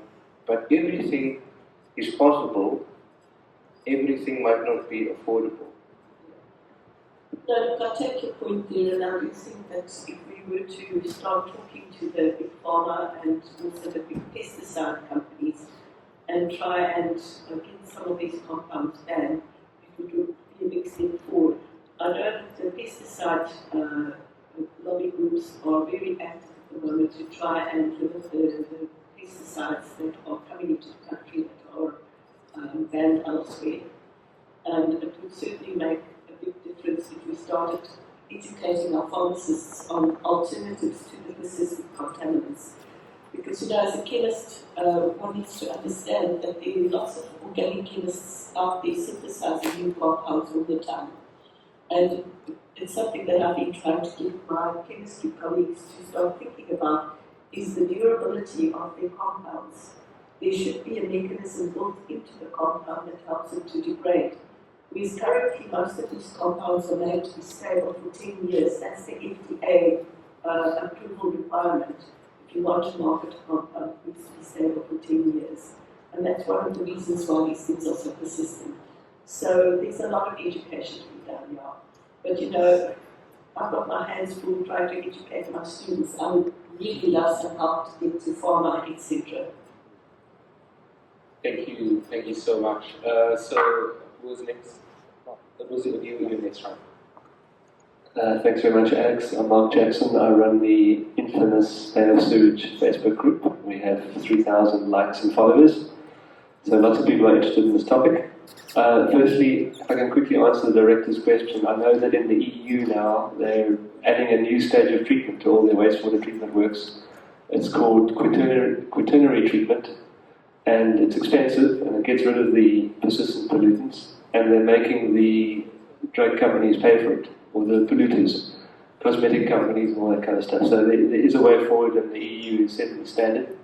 They've given themselves until 2050 to install it in all their wastewater treatment works. So it's a big task, but they are moving ahead with that. I think we can emulate that. But the main thing I wanted to say, which I actually wrote down so I wouldn't leave anything out, was firstly to say thanks very much to Professor Petrik for coming here. It's great to have her finally here, and I don't know if many people are aware, but Prof. Petrik is ranked in the top 3% of scientists worldwide. I'm not sure if it's in terms of most cited or most papers, but she's in the top 3%. So we should recognise that and celebrate her. And as I said to the mayor a couple of weeks ago, scientists like her, Cape Town should be working with as much as possible, and not, as might have been the case in the past, working against. We've all worked together on this and put all our energies in the same direction instead of wasting time fighting each other. On that point, it has happened in the past that the city has contradicted Prof. Petrik, and what frustrates me is when they make a statement, they never say who is informing them that it's contradicting a professor. And, science is a meritocracy, certainly in a court of law. Am I too close? Can't hear myself.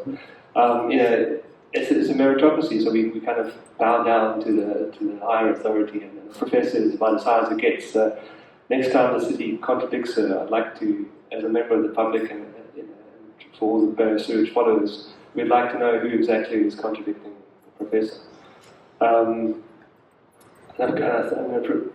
Petrik raised. What is your question? What's my question? Yeah, please get to it. Well, it's more of a statement. Zahid, we'll get there. It's a question answer session. So so the one question, so here's the question: is who is the city quoting that when they quote someone who contradicts a professor? Zahid the other day, in response to Carl Bowden, said that there are, we have our scientists and the city have their scientists, and as I said to the mayor, I respectfully disagree. There's only one science. It's because science is truth. And I think what's happened in the past is that city scientists have been limited in scope. And it seems not unlikely to me that there might be certain city officials who make it a career choice to limit the scopes of studies so that they tell our politicians only exactly what they think they want to hear, rather than the hard truths which Prof. Petrik presents to us today. Thank you so much for your statement, Mark. I did just send a question there, and if I could just respond to that, you know that none of us is on a pedestal, Mark. I'm just as likely to be contradicted as the next person, but the review process that our papers go through is at least a rigorous process from other educated scientists. And there are many of our papers that have to go back for revision several times before the reviewers are happy with what we put there. And actually, it's a iterative process, and every scientist needs to be willing to be criticized. And I'm happy to hear critique that points out gaps in my own knowledge and the way that I put my presentation together. There are things that I take that need to be corrected. I will just say, in terms of the raw information of the Sunfleet, I was very pushed in time to get this presentation together, in time to circulate it.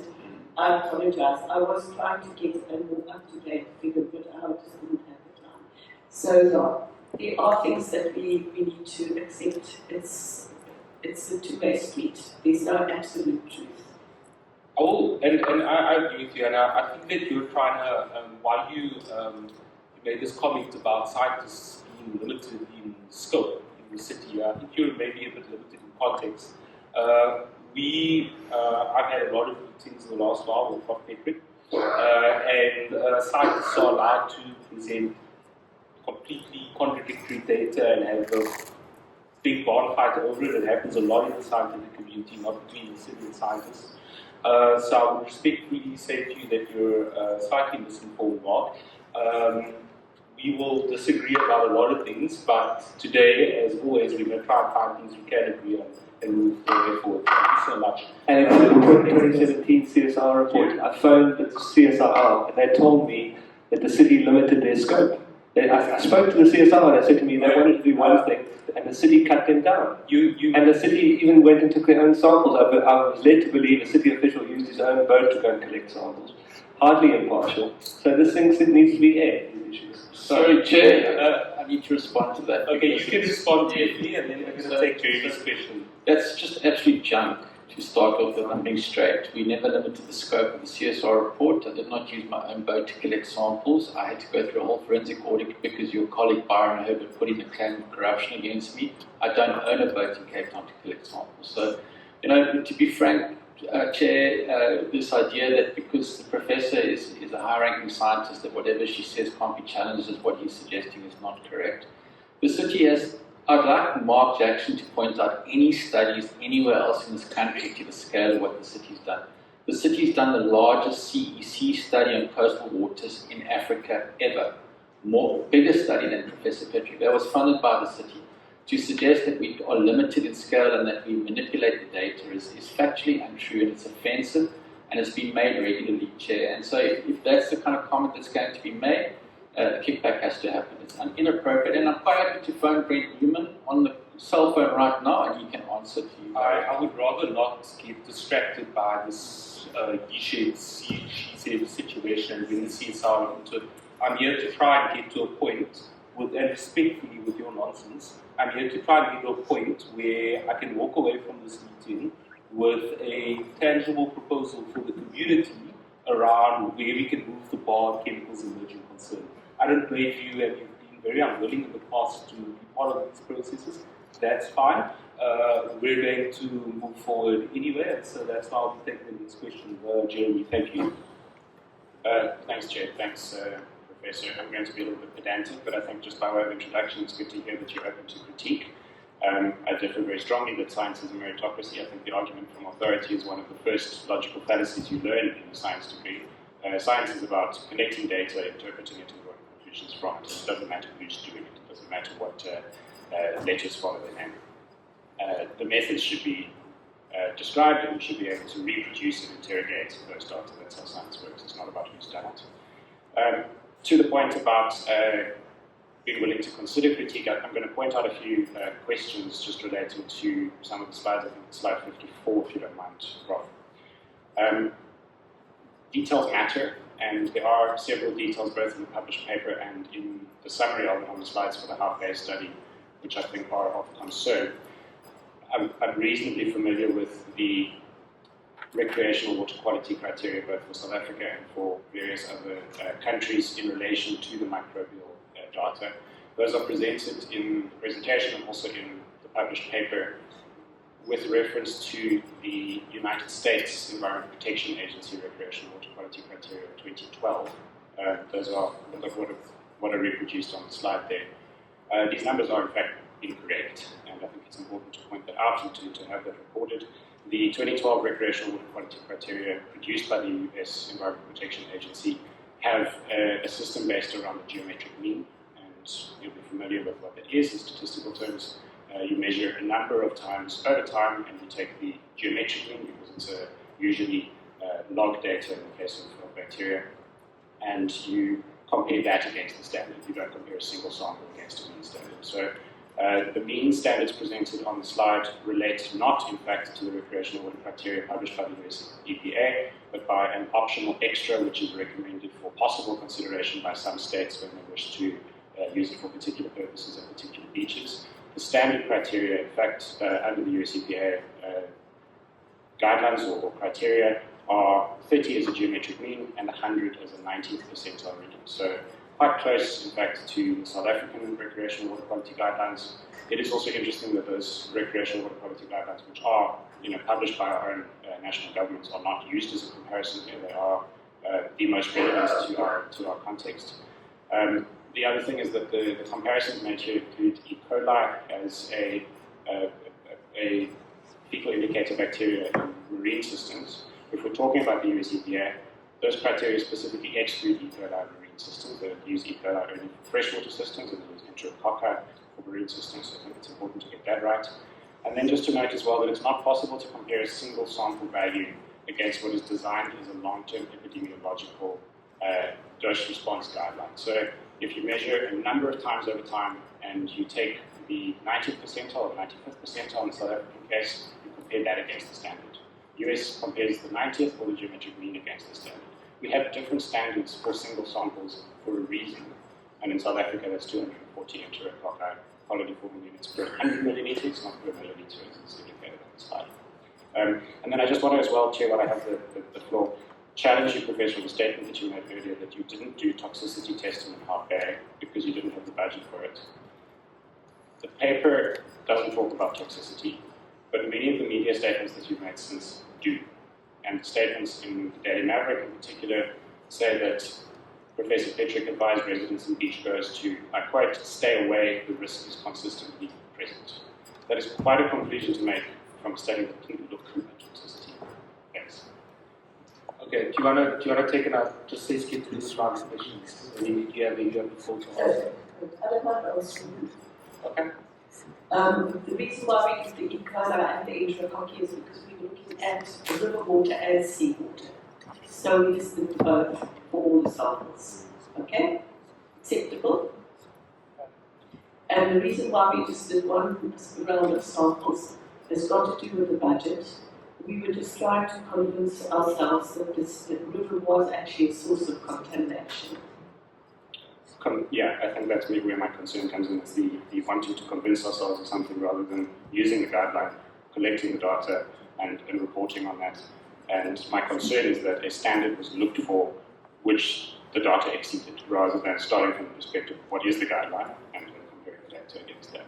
But basically the point is just that I think there are some factual errors in the paper which I hope can be corrected in some form of follow-up.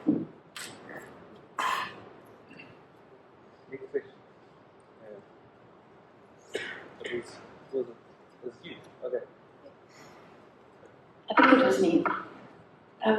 Thanks, Prof, for your presentation. And I think my sort of questions with the comments attached to it is trying to bring this back to some of the rationale for this grouping, or certainly my role on section 80, some of which is to do with what sort of advice can we give to the city around investment in infrastructure, including investment in sewage treatment across the city? And to get there, and I know we're short of time, so I'll try and be quick, but we know that the marine outfalls account for approximately 5% of the effluent volume produced in the city. We also know that there's an enormous amount of untreated effluent, as you've noted as well, that finds its way out into the marine areas via the rivers. In your Hounds Bay bivalve paper, I'm sort of picking up slightly on Jeremy's points, but your toxicity testing was on the mussels, and as you say, for budget constraints, you weren't able to do any of the pharmaceutical testing on the river water or on the wastewater effluents.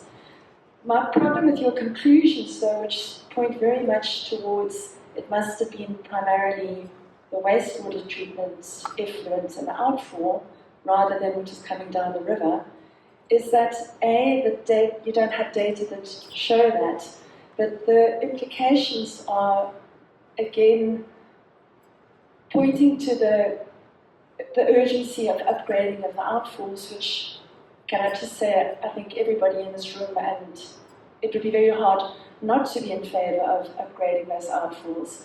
But if one looks at the bigger picture of where the actual volume of sewage effluent is coming from, and by implication also the volume of pharmaceuticals generated in the city, it's coming from our inland wastewater treatment works. And I would like to suggest that the kind of data that you're presenting and that's being collected generally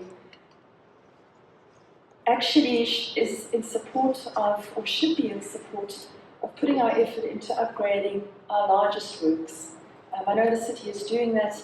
If we're looking for arguments for incorporating pharmaceutical and other CECs into treatment and bringing about much more rigorous treatment, I would argue that surely that effort needs to go into our bigger plants that are currently being upgraded and look for, are there any sort of wins in those processes that might have much further reaching impacts than focusing on what are relatively small volumes that are being discharged into our marine environments.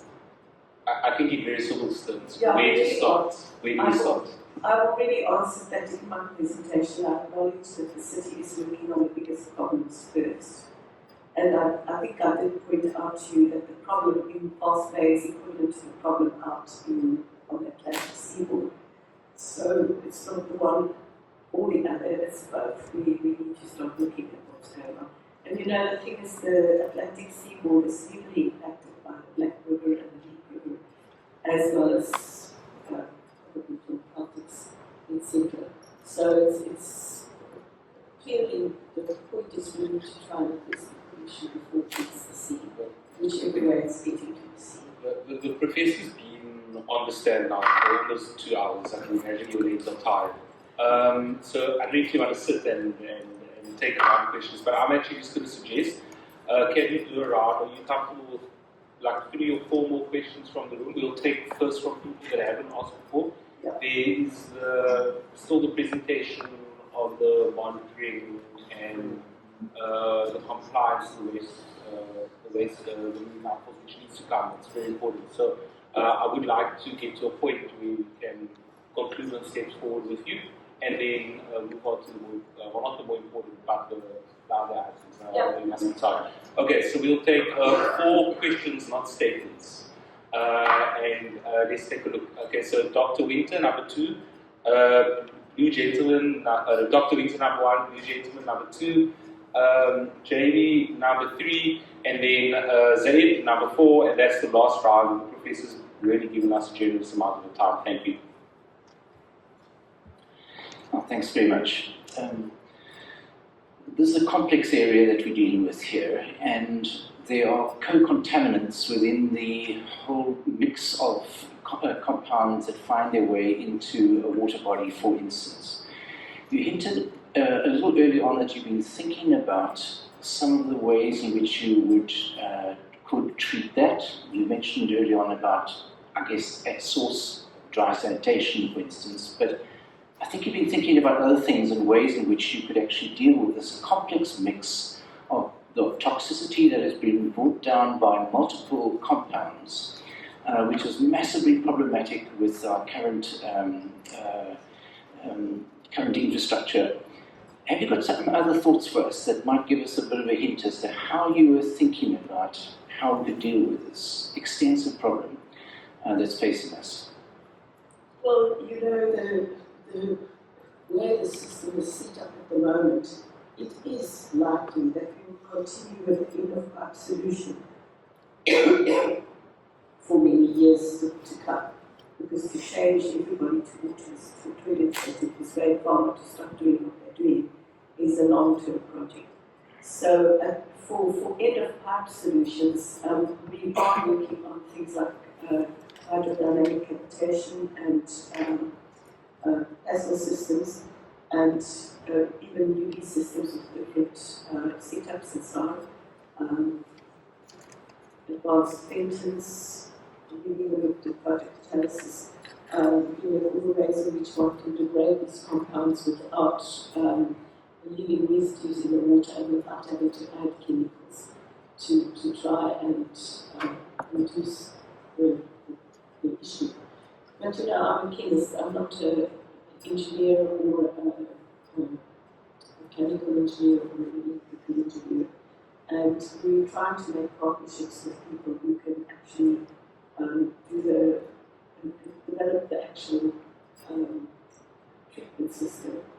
Having said that, we have got 2 systems at least that are extremely efficient. The cavitation system does reduce, not completely eliminate, but it reduces the pharmaceuticals and it kills the bacteria. And that we've tested up to about 100 litres. So you see it's small scale. The plasma system is somewhat similar to the ozone systems, and depending on how you apply those things, you actually, how you apply them, just emphasizing, is capable of taking some of these contaminants out without adding chemicals. So there is hope for an end-of-pipe treatment system. I don't think it's a quick fix. And there are some of these technologies out there on the market which we need to explore. And I would encourage the city engineers to start looking at the water treatment systems, because at one point the regulations are going to hit us. Thank you. Thank you. Thank you, Professor Petrik, for the presentation. I think there's a lot of work and effort and a lot of blood, sweat, and tears that went into this research. And I can appreciate, all the effort. As you know, we're supporting the City of Cape Town work on the seawater as well as on the foreign water scheme. We come from Satari. And one of our biggest challenges that we saw was to find suitable laboratories that has accredited test methods, especially for seawater. Not an issue for wastewater, because its salinity is not a problematic, but for seawater, a big challenge. In fact, a reputable laboratory that we used from Europe that basically did all the wastewater analysis for us, they refused to take the samples from the seawater because they said it was just damaging to their equipment. Now, mostly, your GCS or MLS is technology you use for that, but I think you mentioned HPLC. So I'm very much interested to know whether the methods that you use to analyze is actually accredited test methods. And the reason I'm asking that is because I'm just for my own background and knowledge as well, but I've looked at some of the pharmaceuticals, for instance, that you've measured, and it's very low concentrations. I mean, you've measured triclosan at 0.2 nanograms per liter, bisphenol A 0.15. I'm not going to go into much detail, but most of them is less than 1 nanogram per liter. And then you've measured in biota, in Greenpoint, marine biota. It's not clear, what biota it was, where you measured in organisms. And if I look at the concentrations that you measured in seawater, and then what the organisms you measured, I've calculated bioaccumulation factors. So for typical, just to give you an example, triclosan, you measured around 0.2. In the organisms, it's about 6 nanograms per gram, so that's a bioaccumulation factor of 30,000. That is possible, it's very high, but it's possible. But then bisphenol A, 0.15 measured in water, is 5 in the organism, so that's 33,000. That's also possible. But then diclofenac, diclofenac you measured at 0.3, and about 2 nanograms per gram in organisms. So that's a bioaccumulation factor of 6,600. Now, literature suggests it's not possible. You get around about 300, mostly bioaccumulation factor like clofenac. And the vultures that died that you mentioned in India was actually because they fed on carcasses that were treated with diclofenac, veterinary treatment. So that's maybe you cannot compare that, because that will not happen in the water. You cannot do that bioaccumulation in water. Then sulfamethoxazole, you mentioned about 0.1, I'm not going to go in detail, but the bioaccumulation factor is about 60,000. That's impossible. I mean, it is, sulfamethoxazole is polar. Your typical bioconcentration factor is only 10. So I battle to understand how this is possible, and I have to query it. I can go on. Phenatoin, you've got 40,000, but data suggests or literature is around about 300. Carbamazepine, you've measured 50,000. Typically, what you find is a maximum of 500 bioaccumulation. Then you've got lamivudine, we've got 40,000. It's very, very high. Then caffeine is another one. You've measured caffeine 0.1. I'm basically done. 0.1 nanograms per liter. And in organic organisms, about 5. So that's a bioaccumulation factor of 50,000. But caffeine is hydrophilic. It rapidly metabolizes, and the maximum bioaccumulation factor is about 10 for caffeine. So how do I compare 10 versus 50,000? I mean, I have to query it, And the only question I can have is, how can I really trust these test methods, the analytical test methods? Thank you. If you can maybe just answer that. Thank you. Well, the first thing to say here is that each student that has done this work has had to develop the methods, because there are almost no laboratories around here that will take a sample from you and just analyze it. We've had to develop the methods, we've had to do the verification, do the standards, do the limits of detection, the limits of quantification, use the deuterated standards to spike the samples, the whole lot. So it's extremely, extremely tedious to get this type of data, and it's as accurate as we can make it. In terms of the laboratories that you can use in the Western Cape, Microkim does foodstuffs, they use to take our samples. We've had assistance from some of the labs with the pesticides, but nobody with the pharmaceuticals. So we've had to develop our own methods. So yes, there is a big issue in South Africa about accredited laboratories. Fortunately, if we do research, we don't need to do certified values. We put out what we've researched, we write down our methods. If you look at our papers, you see the methods are described quite carefully. So you can track down exactly what we've done. You can also have a look at how we've calculated bioaccumulation factors. The formulations that we've used are given there. So, that's what we've done. If you can show me where we've gone wrong, I'd be happy to hear. But we've used other literature that have used these calculations as the basis for how we've done our calculations.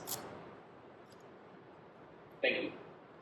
Okay, I think that, look, we are very short of time on these important items, so Zaida, I'm going to allow you to be the last speaker. Thank you. Thanks, Alex. Prof, I just want to say thank you to you for coming through and sharing with us some of your insights. I think the engagement that we've had today was definitely necessary. It showed me, at least, and I think a number of other people in the room, that there's definitely more work to be done for us to get better at talking to each other and being able to compare information with the objective to strengthen the science around a lot of what is determining in which way the city moves in terms of infrastructure investment. I did want to maybe just share that from my perspective, a lot of work also needs to go into making sure that the data that we're presenting is the most latest information that we're able to share, and certainly in that respect where the city has information that can help strengthen some of the information that is being put up, please do feel free to reach out to us so that we can provide you with some of that information. And the mayor always says that when information is freely available, no one should struggle to get that data, especially in the line of work that you're doing. Certainly, I think one of the takeaways for me and for Mike and the EDBIP is that more engagement around fora, more engagement around wastewater treatment works upgrades and those interventions, the pipelines there, but also more specifically around the marine outfalls, because there's a lot of work happening, and it may just be that we're not close enough to each other just yet in terms of being able to understand some of it. And I take the point that you made in your presentation that urgent action is needed, one of the last bullet points in your conclusions.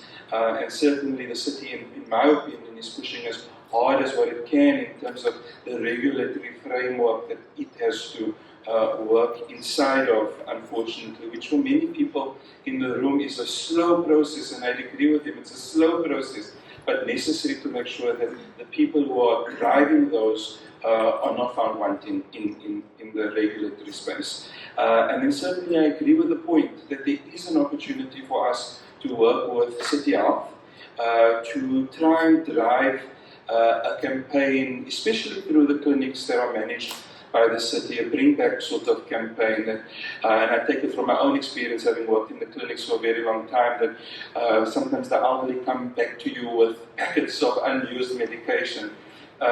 Best for them to bring it back to the clinic where we can then safely dispose of it. And I think we've got some communication colleagues here, and that's one of the takeaways that I have, that I think meaningfully can try and address some of the concerns that you have raised. But just to express my gratitude for you coming through, I certainly hope that you don't leave here today feeling as if you've been ambushed by all of the questions, because the point is what was made earlier, that this process is strengthened when we're able to freely ask each other questions that can ultimately enhance the credibility of the data. So thank you for putting yourself in the front of all of us today, and I'm sure this is not the last time that we're going to see you. Thank you. Yeah, thank you. I'd like to also share some comments. I think one of the things that we, the city, had to realize, Professor, and it's something that I've communicated with you, because we've been talking now quite a lot for the last while, is that there are a lot of people that would like to perceive that you and the city of Cape Town are at odds. Now, there's a fair amount of nitpicking which can happen, but in principle, there is full agreement on the fact that chemicals of emerging concern are an emerging concern. And I think that you can also then take it unequivocally from me and from others in the city, Professor, that we don't, in the city government and through the Section 80 committee, we don't intend to solve problems ourselves. Whilst outside of this chamber, in this building, whether it's through the media or through WhatsApp groups, people will assume that there's a lot of politics that can be made here. There's no politics. We're in full agreement that we need to move forward to find solutions to chemicals of emerging concern. I think that maybe with respect to the area where we would disagree is we would say to you, as the city of Cape Town, representing 6 million people out of 8 billion people in the world, we don't feel like we can do it alone. We need to fit into a jigsaw somewhere. And I think it's also been quite clear that that jigsaw doesn't exist. So maybe there is actually a role for the city of Cape Town to be leading the way on this. This is a new topic for government. You will find that inside of the city there isn't a chemicals of emerging concern unit or department or action plan, but maybe you can lead that for us. So Professor, I really just want to actually admire you.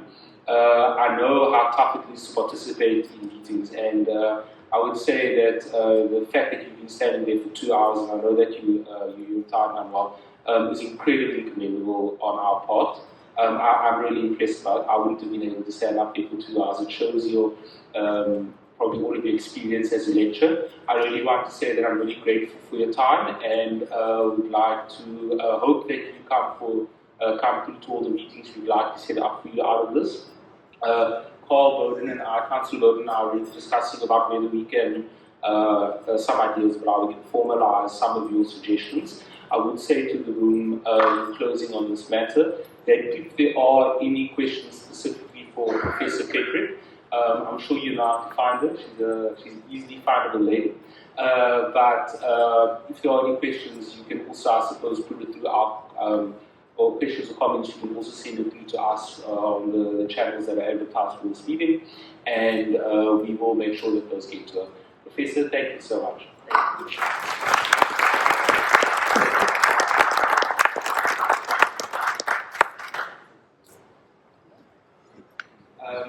Thank you so much. And then there was a suggestion for us to shuffle the agenda slightly.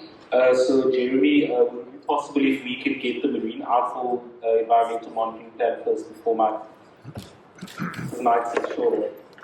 Yeah. Okay, thank you so much.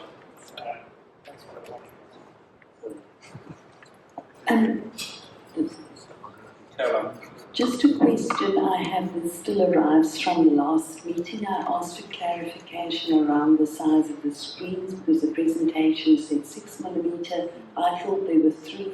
There was talk of them going down for 1. I haven't had clarification on that.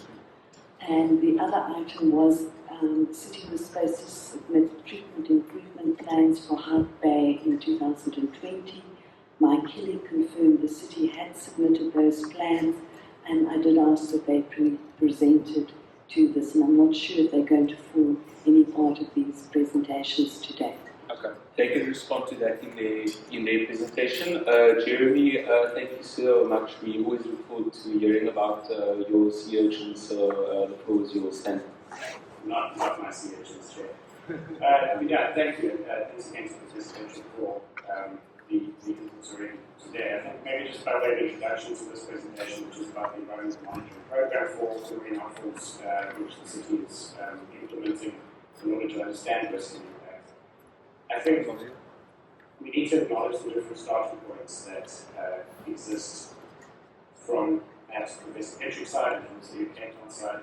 I think there's a fundamentally sort of different approach and philosophy involved here. And on the one hand, I think the point of view that any pollution is unacceptable, not offering a judgment on that point of view, but that the detection of any pollution constitutes a crisis. And therefore that management, which is my interest, must focus on eliminating all sources of pollution. Whereas, what I think the authorities are starting from a very good point of view on is that some pollution is inevitable as a society that lives in concentrated areas in cities, and that resources are limited to respond to it, and we need to target our efforts where the risks and impacts warrant the spending of scarce funds. So, pollution, of course, not being the only crisis, not being the only issue that the city is faced.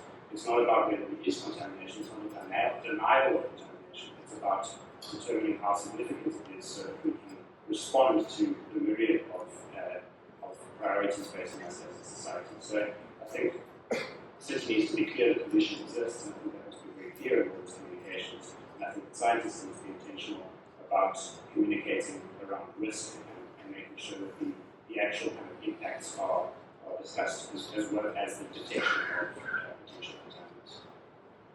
So with that slight digression, we're going to just talk through, I think most people here have been to at least one permanent advisory forum in the past, and we get a hand if there are people that haven't.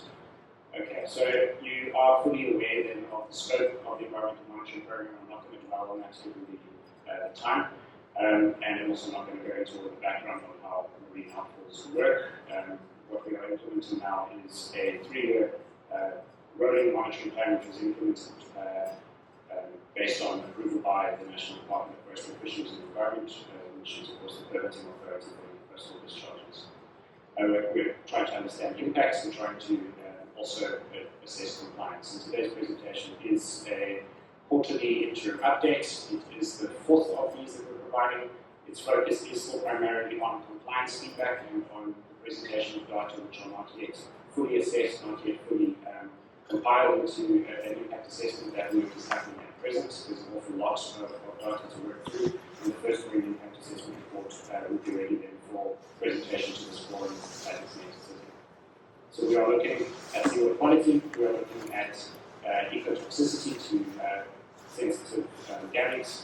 We're looking at sediment quality, and there are a number of others which are undertaken on a slightly less frequent basis. So bioaccumulation in situ biota is something that happens annually, but bioaccumulation in an experimental context, or replace muscles out in bags, happens only every 3 years. Similarly, the CEC aspect of this program happens every 3 years, and the very first of those 3 really alternating programs around ecological effects is one that we'll talk about today from my colleague Dr. Jess Wilson.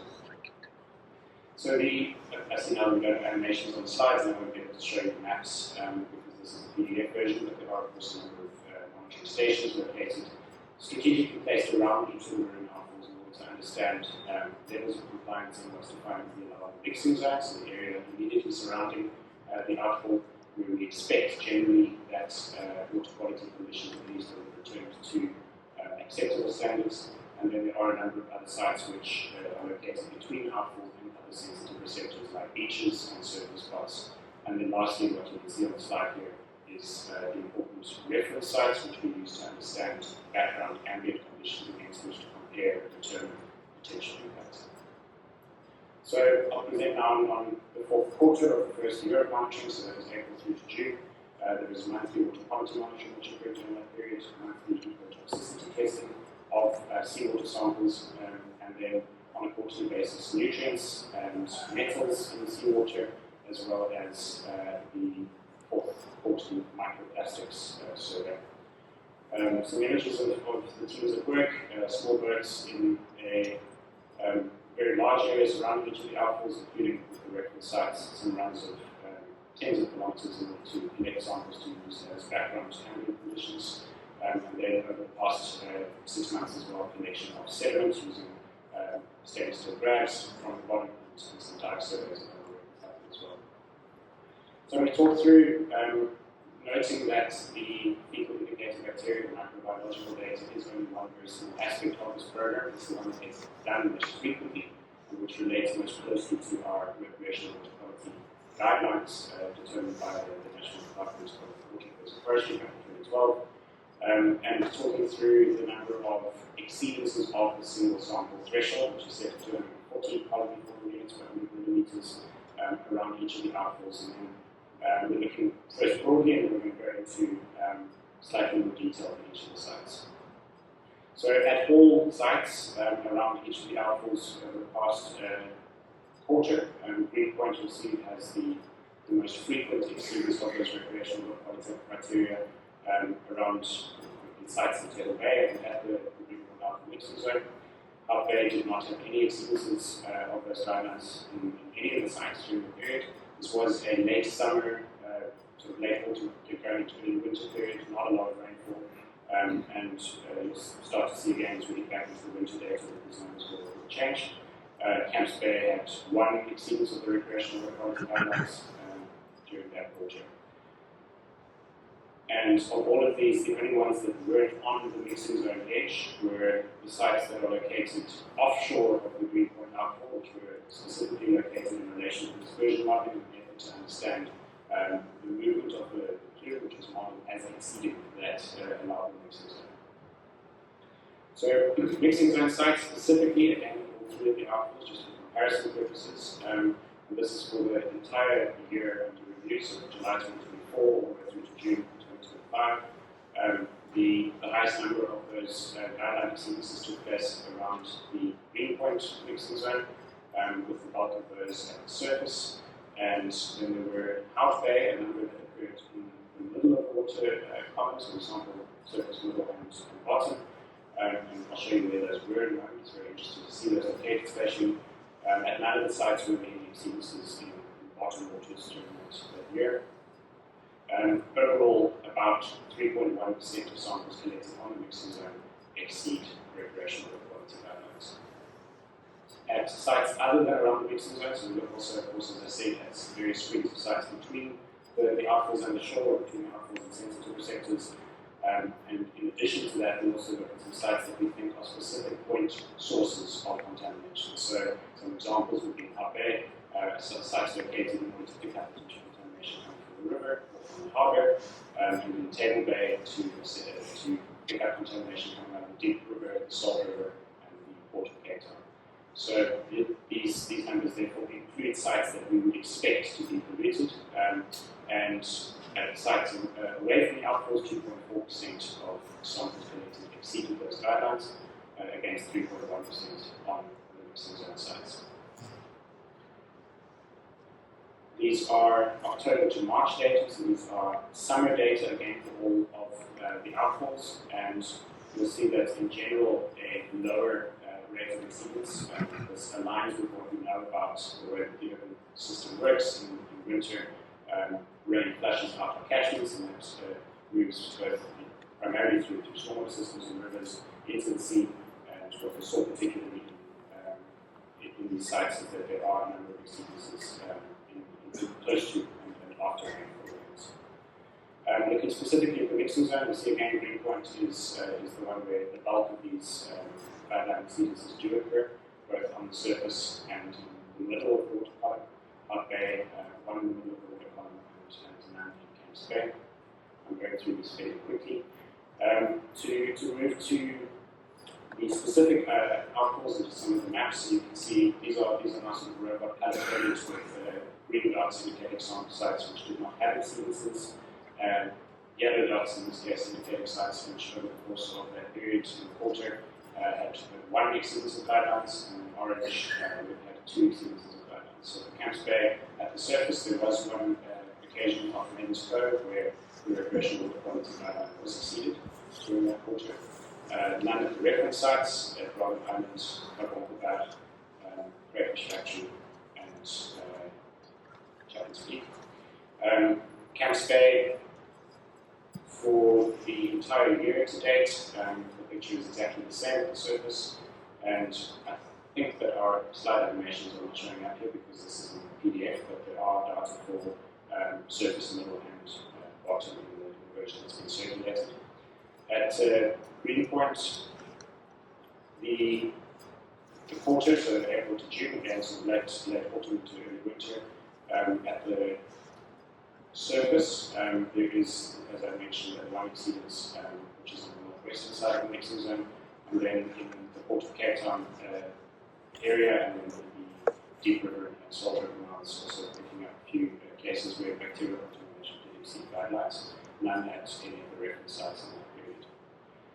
Greenpoint in the middle of the water column, we're starting to see that conceptual the bulge as water from the outfall rises toward the surface, and the dilution occurs by the time it reaches the surface, typically not exceeding guidelines, but often does, particularly on the seaward side of the Greenpoint outfall.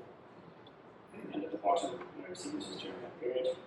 In Greenpoint, for the full period from July through to June of this year, the site outside the Port of Cape Town, again, all the way up to 4 exceedances of recreational guidelines, and then a number both around the outfall at the surface and along the sort of 3 Anchor Bay Greenpoint coastline, which had 2 exceedances, and then several in yellow, which exceeded water quality guidelines once.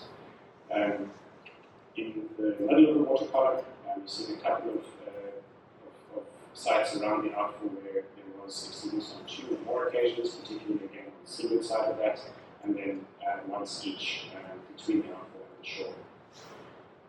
And then at the bottom, none around the outfall, none in the screen between the outfall and the shore, and what we suspect that these two relate to are stormwater discharges into the surf zone. In Hart Bay, the quarterly data indicates no exceedances of those guidelines during the 3-month period reported on here, and at the surface, and none in the middle of the water column either, nor at the bottom. The yearly data for Hart Bay, these are surface points, again, no exceedances of recreational water quality guidelines either between the shore and the outfall or around the mixing zone, but a different story in the middle of the water column. We're starting to see again a potential pattern here of exceedances happening in the middle as the dilution occurs as the freshwater plume makes its way towards the surface and is diluted by the surrounding seawater. And then one that we're not quite sure how to explain, we're interested to see how that develops over time. In the middle of the bay, reasonably frequently, particularly at the bottom, it is sequence of bacterial water quality guidelines in this site kind of between the shoreline and the outfall. That doesn't appear at any of the screen sites between the beach or between that and the outfall. So something to keep an eye on. So those are a quick tour of the bacterial guidelines. Those relate to recreational use and the safety of the coastal waters for visual recreational use. We're also looking at nutrients. Professor Petrik mentioned that this is a major component, of course, of wastewater. The focus of most conventional wastewater treatment has been to remove solids and nutrients. And in the case of the outfalls, the nutrients are not removed at all. So we want to understand whether this has an effect on the marine system and the coastal systems. So we sample for these every 3 months. We do so on all sites at the mixing zone and the subset of the other sites. This is a more costly analysis, and we have therefore a more limited set of sampling stations.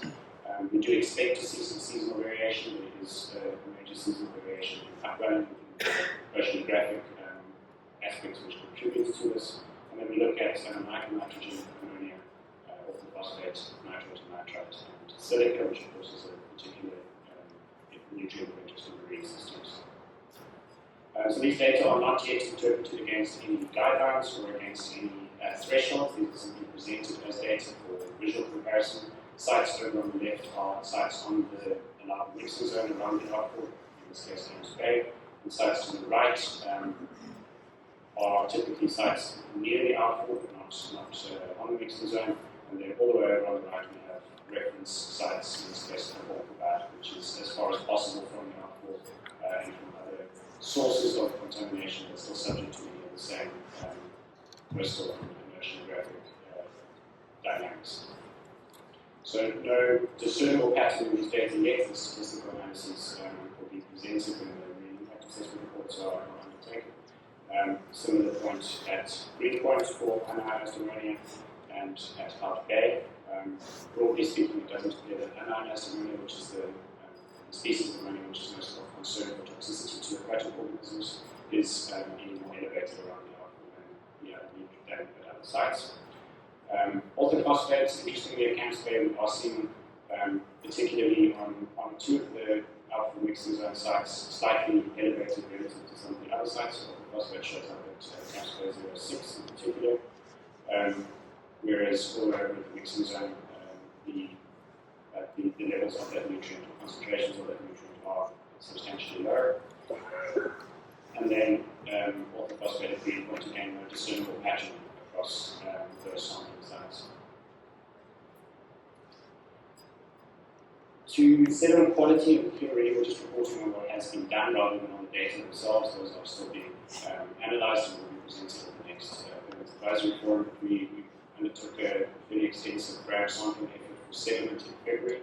Sediment, of course, we want to understand if there are changes over time. We also want to understand whether there are contaminants which adsorb to sediment and which are therefore more likely to remain in an area relative to water quality, which is, as you know, just a quick snapshot of what's happening on the day that you collect the sample. So sediment we expect to give us a better understanding of long-term change, and we're looking for various metals and as well as VOCs, petroleum hydrocarbons, PAHs, total organic content, to understand organic contributions to the sediment and also fuels. So we collected, we planned for a number of sediment samples, which not all of which were successful.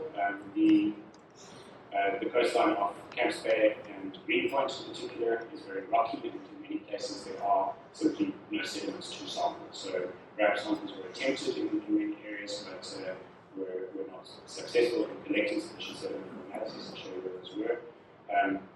In response to that gap, we undertook some additional drop camera work to try and understand both what the substrate actually looks like and some of the ecological aspects of it, which Jess will speak to momentarily when we go. The sites which were successful in sampling for sediment in Hout Bay included nearly all of them. So we have several that are around the port and close to the mouth of the Dyser River, as well as between those areas and the outfall. And then we have some which are located on the mixing zone and some which are located at the end of the pipe. We really hope to be able to understand if there are trends and differences amongst these. There were a couple of sites where sediment collection was not possible, but those are indicated with the diamonds, and those were then converted to drop camera surveys, which Jess will show The camp space sites, a greater percentage of sites couldn't be successfully sampled for sediment, but we do have some on the mixing zone edge, these are indicated with blue circles, and some which are closer to the shoreline. There were several which were refused reefs, rocks, insufficient sediment to sample, and then we also have some successful samples further offshore to try and understand the movement of sediment and the movement of contaminants in particular. Green point is a more difficult one. A lot of rock, a lot of bare reef, and much more complicated to sample sediment from. Where it is present, it's in very, very limited very small pockets and potentially not very representative or very useful. So the only sediment samples that we have in the table bed area are not in fact around the outfall, but are much closer to the mouths of the rivers and to the port of Cape Town. So the analysis of those will be a little challenging for the first year. We will try again over the course of the next 2 years to gather more data on those. Around the outfall itself, dry camera soils will be taken. So at that point, I'm going to hand over to Dr. Jess Dawson, who's behind me, who's going to take me through the other components of the work, particularly, and I think this is the most interesting part, in addition to the ecotoxicity, some of the initial interim data on ecological effects and changes in habitat and organisms. Thank you very much.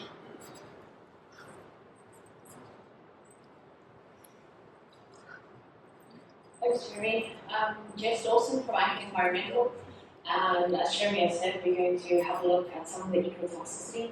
So one of the things that I wanted to explain about this, which unfortunately is hidden behind there, my very fun slide with stress and the Hulk, is Dr. Petrik mentioned that in some of these cases they're only a single toxin sample. So the method of toxicity that we are using is called whole effluent toxicity testing, in the sense that we are not testing for a single chemical, but are rather testing how the interaction of all the chemicals in a sample may have an effect on the test organism.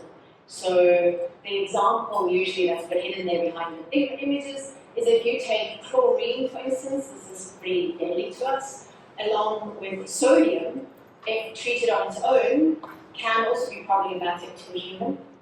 Combine the two, and you get table salt, which we all eat in large quantities, probably more than we should, but the indication there is sometimes if you test an individual thing, you might find it not to be toxic, or on the other side, you test it and find it toxic, but in combination with other things, you get non-toxic results. So what we do in this case is we use a whole effluent sample and we conduct our ecotoxicity tests using urchins.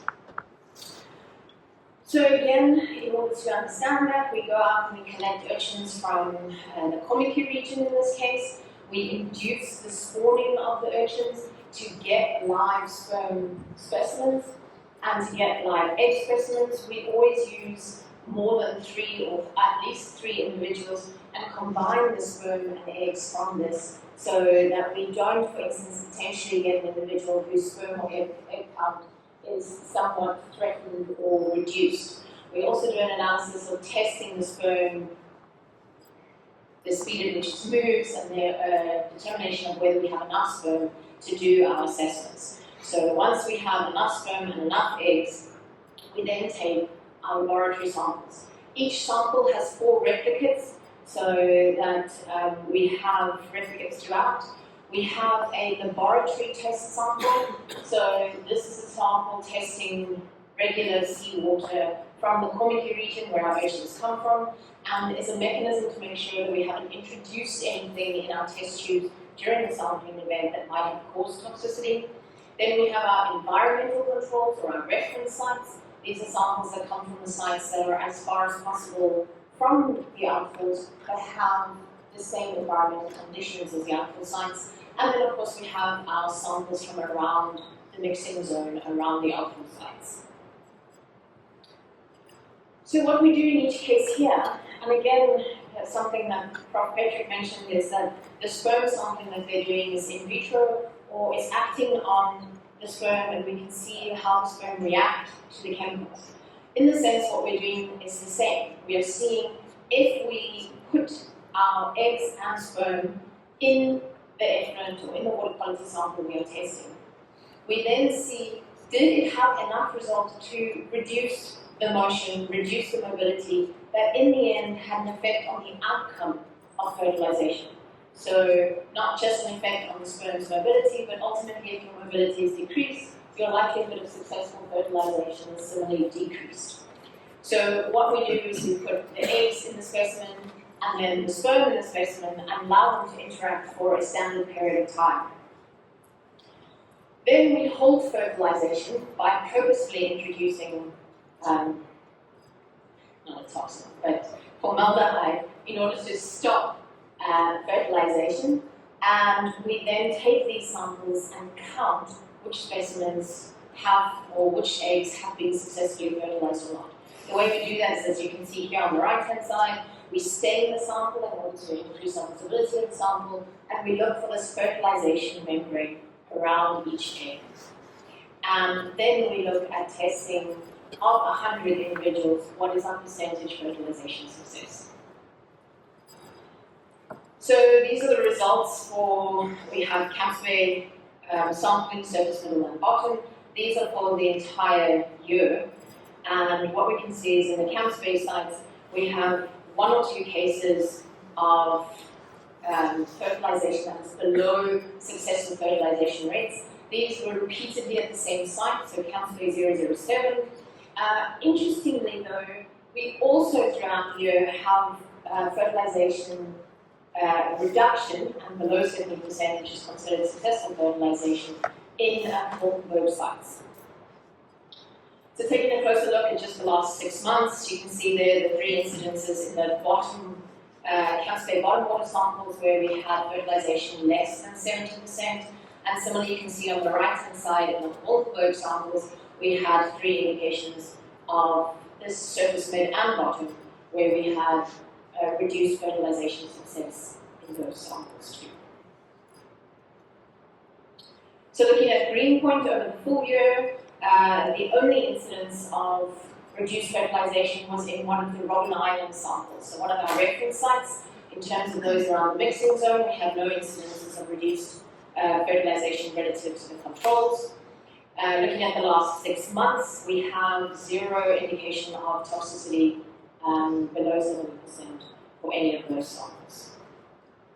Similarly, in Half Bay, over the entire period of sampling, we have 2 incidences where fertilization success was reduced. However, both of these were again in reference sites, one in the Campsway, the Chapman's Peak site, and once in the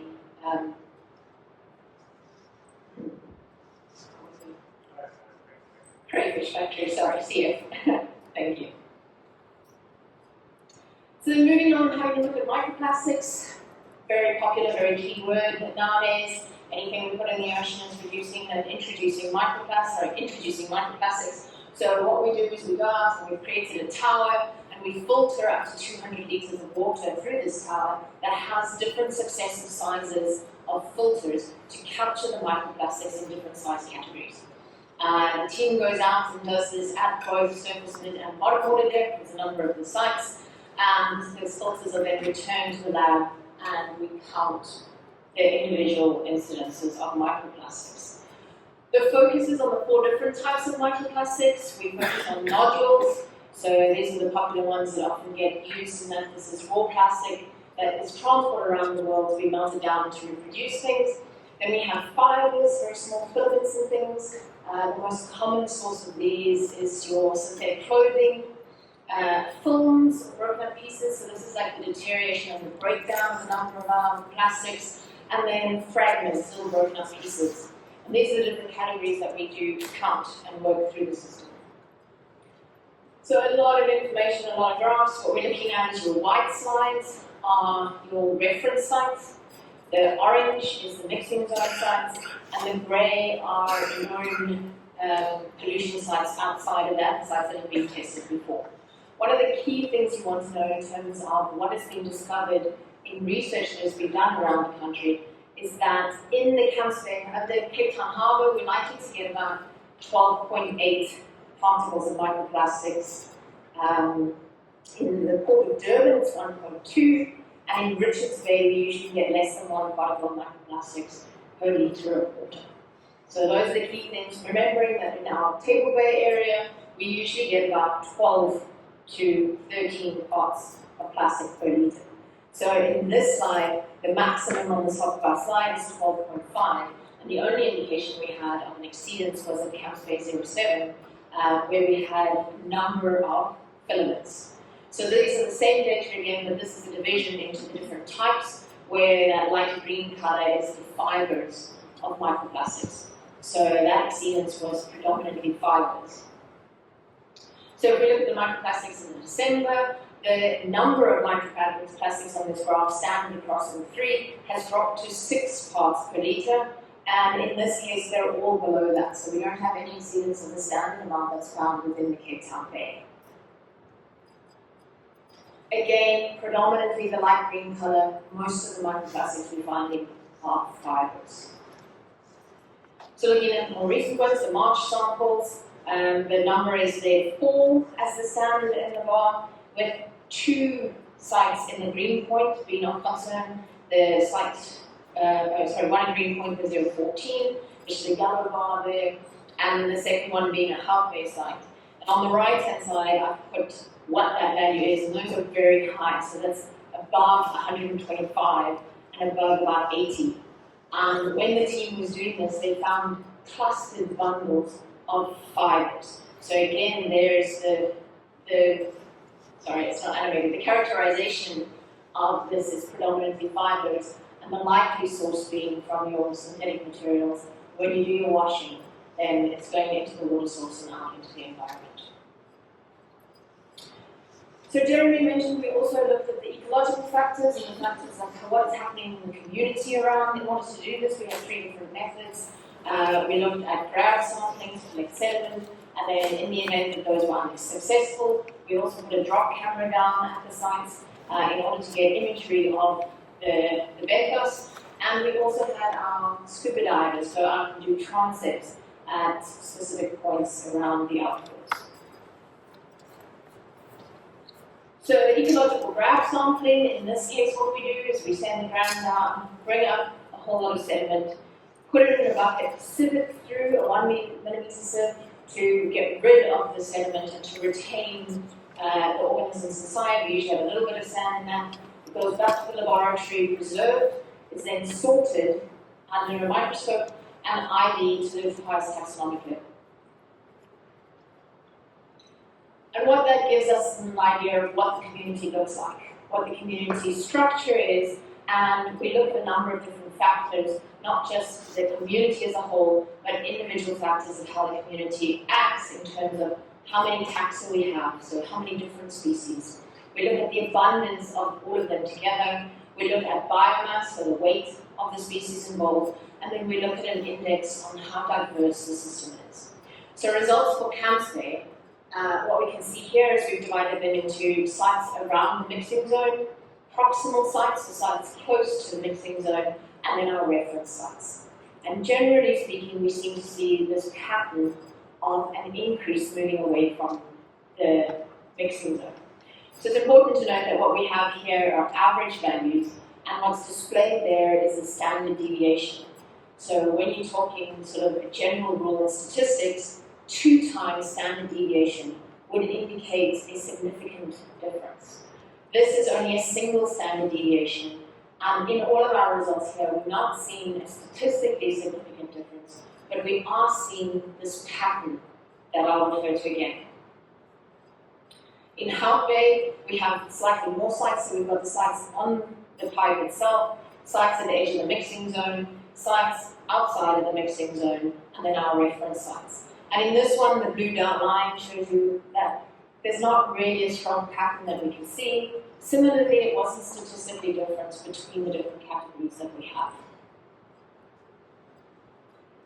So, as Jeremy mentioned, we unfortunately could not get any sediment samples around the Green Point outfall. The divers sent us some video, and if you've ever been walking there along the prom, there's kind of that rocky outfall that's like cracked, and it's like these moving sort of rivulets of water.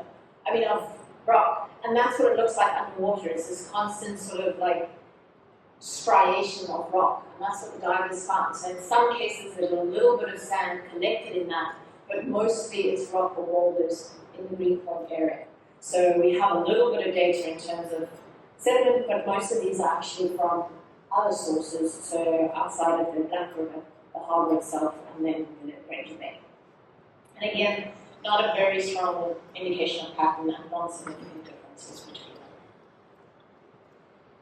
So unfortunately, this is now going to be a lot in a single slide. It was originally animated to do once at a time.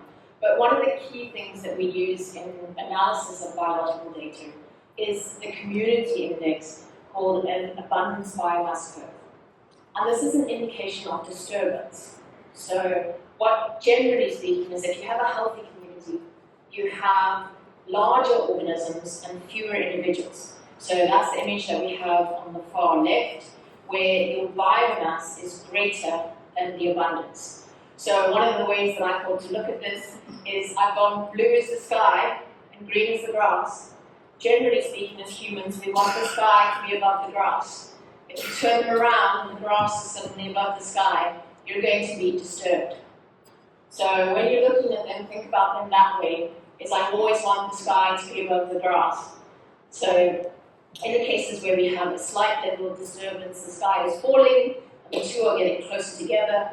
And if we start to see a slight crossover, so moderate disturbance, is there's a crossover between the two. And then heavily disturbed communities show that you have a large number of small tolerant species. So like the image at the bottom, the variation is bigger organisms in an undisturbed community, very small, numerous organisms in a disturbed community. And Camps Bay is showing quite a textbook example of the differences in the three. So at our reference site, we're happy the sky is above the grass. At our proximal sites, they're starting to cross, and we're starting to see a little bit of disturbance in the sites just outside the mixing zone, and sites within the mixing zone are showing a level of disturbance in our sediment samples. So our communities are showing more small organisms within the mixing zone in Camps Bay. In Hout Bay, we constantly have sky above the grass, so we're not seeing a level of disturbance in the Hout Bay samples. And the Green Point, we didn't put those in here because we didn't have the sediment samples here to analyze.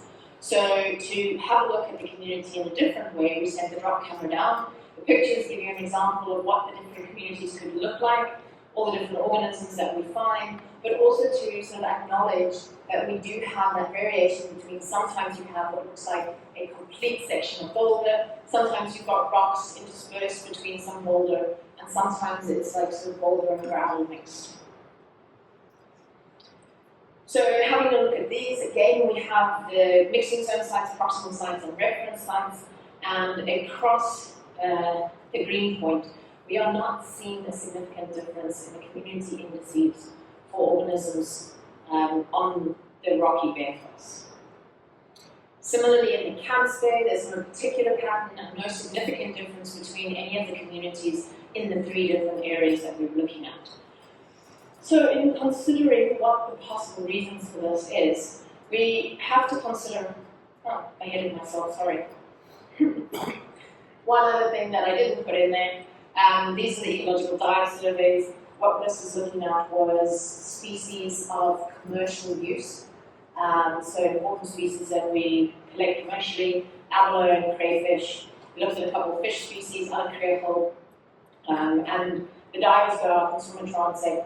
We compare them for sites close to them on the edge of the mixing zone and sites that are reference points. The data for this are not presented as well, but was also not statistically different for any of these sites. So again, having a look at what this tells us so far is the one thing we are seeing, which is actually similar to results that the CLS had in 2022, was that we are seeing a slight effect on the community within the Camps Bay area within our sediments. So here you can see the difference between a soft sediment substrate, which are those images on the top, and the rocky bottom substrate. And the way that we differentiate these is a two-dimensional space and a three-dimensional space. And although your rocky habitat can be three-dimensional in this sense, in terms of the actual level at which the community can live, is only on the surface. Whereas in your sediment, they move into the surface and can be in the top and lower down. And one of the things that this means is that in our sediment can trap and hold on to stuff more than what the rocky substrate can. So it's possibly an indication of if you have something that sits on a rocky substrate with wave action, it's moved off and doesn't persist for a long period of time. Whereas, for instance, it's possible that the community in the Campsfair area is we're having some organic matter that is then being trapped within that sediment and causing a variation of the community between sites. So then what's to go forward? So as Jeremy says, this is kind of just our preliminary results. The report will be written up and put forward and presented at the next meeting. We've got continuous sampling, so we finished with the August sampling, there's September and October still to come. And then there's the summary of results. Yeah, I just wanted to change the slide next. Because I actually wanted to show you some of the places from which to retrieve for the bioaccumulation country, but for some reason it didn't in that version of the presentation, so I'm just going to open the new one. Bear with me. Mario, do I need to do anything particular in terms of sharing the screen, or can just be on my visible? So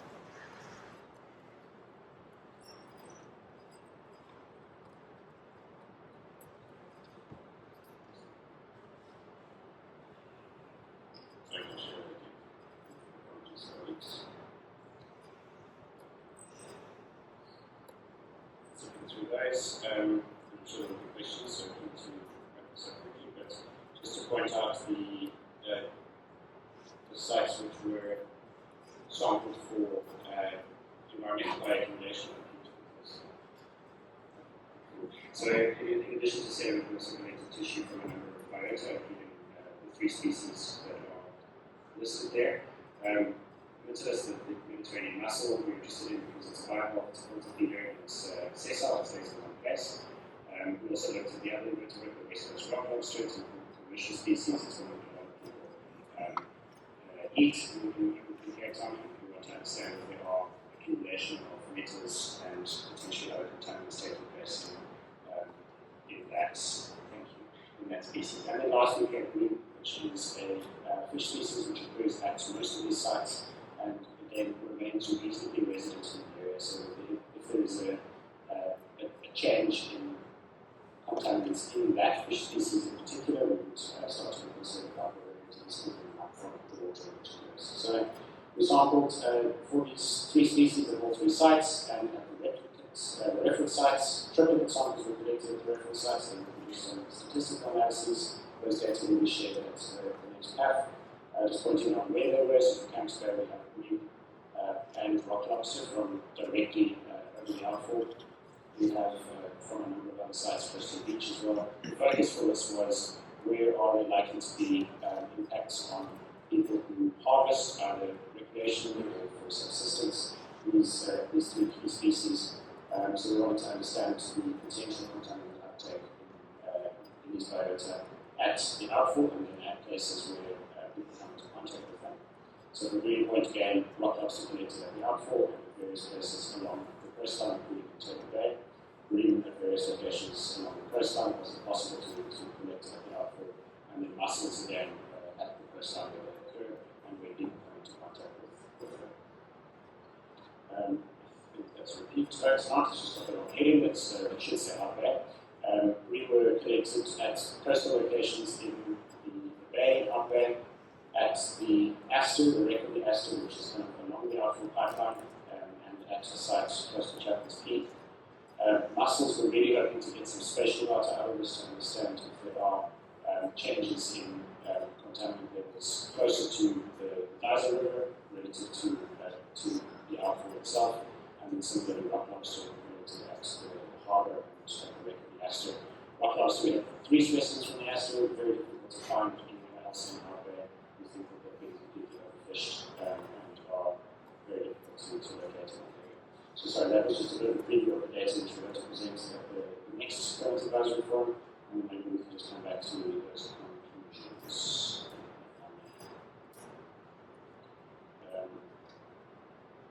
Focus on the next little while, so we spoke about this already, I think, but we'll be installing muscle bags with muscles of a known size, class, and age, in order to be able to see over time how their own kind of size and growth rates may change once they're exposed to water around the outfalls, and then retrieve those and testing the subset of them for bioaccumulation again of metals and potential contaminants. So that will then be documented in the first reading impact assessment. What wasn't visible on the first version of the slide is just a note that that impact assessment will be externally reviewed. So we're already looking at consultants in the city undertaking this work, but two additional experts will look at this work and provide external review reports, identifying gaps and issues and helping to critique the work so we can improve on it. Yeah, a little bit of a summary. I'm not going to read through each of those, I'll just leave them up. And perhaps we can just take questions, Chair. Thank you very much for your patience.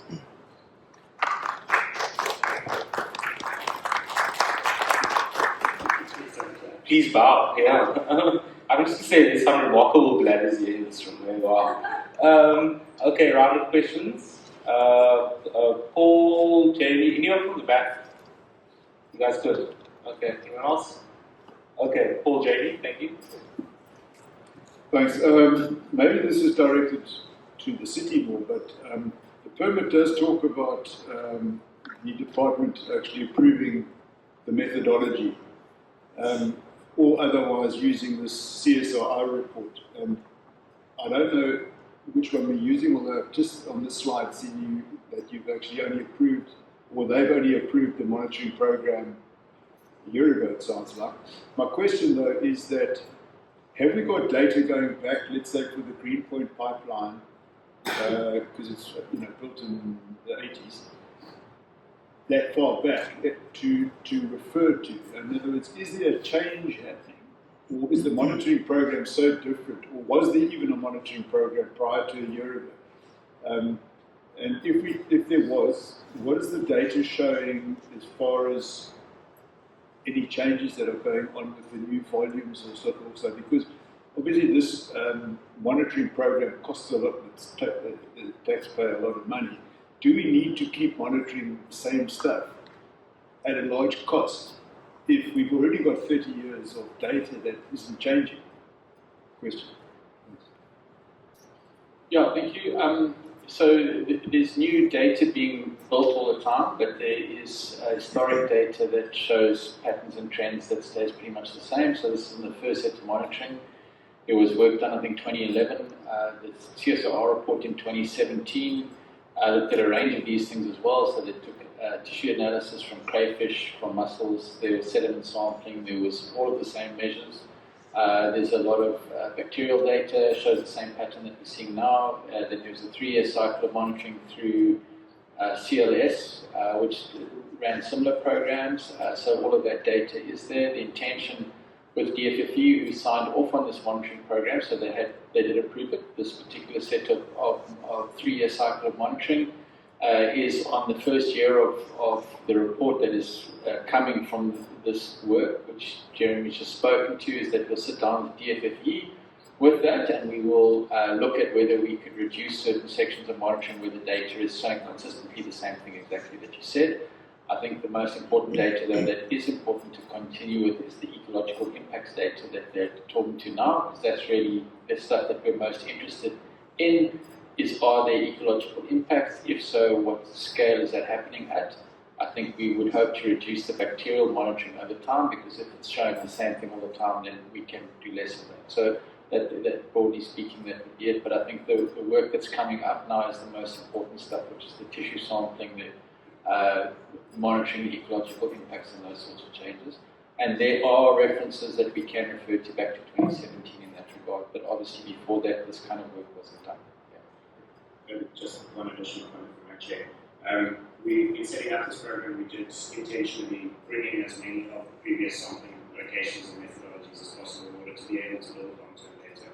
this monitoring program was a permanent requirement and was developed from scratch as a result. But it does incorporate many of the same methodologies as Greg mentioned, with the addition of new things that haven't been monitored before as part of the football program, like CECs, microplastics, and some of the other aspects. Thank you, Chair. I think we've listened to a lot of data today. It's quite compelling that there's a lot of very smart people in the room. But I think fundamentally we haven't addressed probably the most pertinent question, that's what are we going to do with this data? And I think if I could just follow on Paul's question, the permits for this, are to measure the ecological impact. But I think from what City of Cape Town represents as the #1 city in the world is a tourist destination, and we need to really look at our biodiversity and what we enjoy as residents. And I think going back to what Leslie had mentioned in the interview to Alec Hogg, what her recommendations are to not only just the city but also to us as users. And I know from my own experiences from a water recreational point of view, I've seen good days and bad days of fluctuating water quality. I see litter everywhere, and by reference, in 1999, Robben Island had a coastal cleanup of Robben Island. 22,000 bags of litter were collected. And if that's not really an indication to what we are trying to tackle at the moment, that's a visual representation. And I think when we look at the pharmaceuticals, when we look at the sewage issues, those are much harder to trace, etc. And I've made recommendations, and I'll continue to do that, advocating for a water quality flag system as a way to provide the communities to some understanding to what's happening upstream of their recreational enjoyment areas. And I think that is a starting point. I'm not saying it's a solution, but I think ultimately we, the public and the city and government, need to work collaboratively to find ways to address this. And we talk about the polluted place, etc. That's legislation's needed there. So this is not really so much a question, but I think maybe, Leslie, if I can come back to you, have you seen trends change over the years of your research? And what would your recommendations be from addressing those from a sewage point of view and from a recreational and environmental standpoint? Thank you. Well, certainly we have a very belated warning system for the recreational users. It's not possible to give a real-time answer to them using the E. coli and so on. And I've often hoped that we could get a system together with South African Weather Services, because we know when the plumes are heading to shore from visual inspection, and perhaps one can start correlating that with the weather conditions and at least tell people that there's a potential with the inland weather conditions that people should perhaps stay out of the water. Similar to your flag system, if there was some way to actually put up a flag system when those conditions are happening. I mean, just in terms of Camps Bay, you can quite easily see what's happening in Camps Bay if you go stand up on the parking lot at the top of the mountain there, and you can see when things are coming inshore. So I suppose one could even have cameras and warn people that conditions aren't ideal. But the warning signs that go up on the beach are usually too late to help people to stay safe. So I don't know how we're going to solve that problem.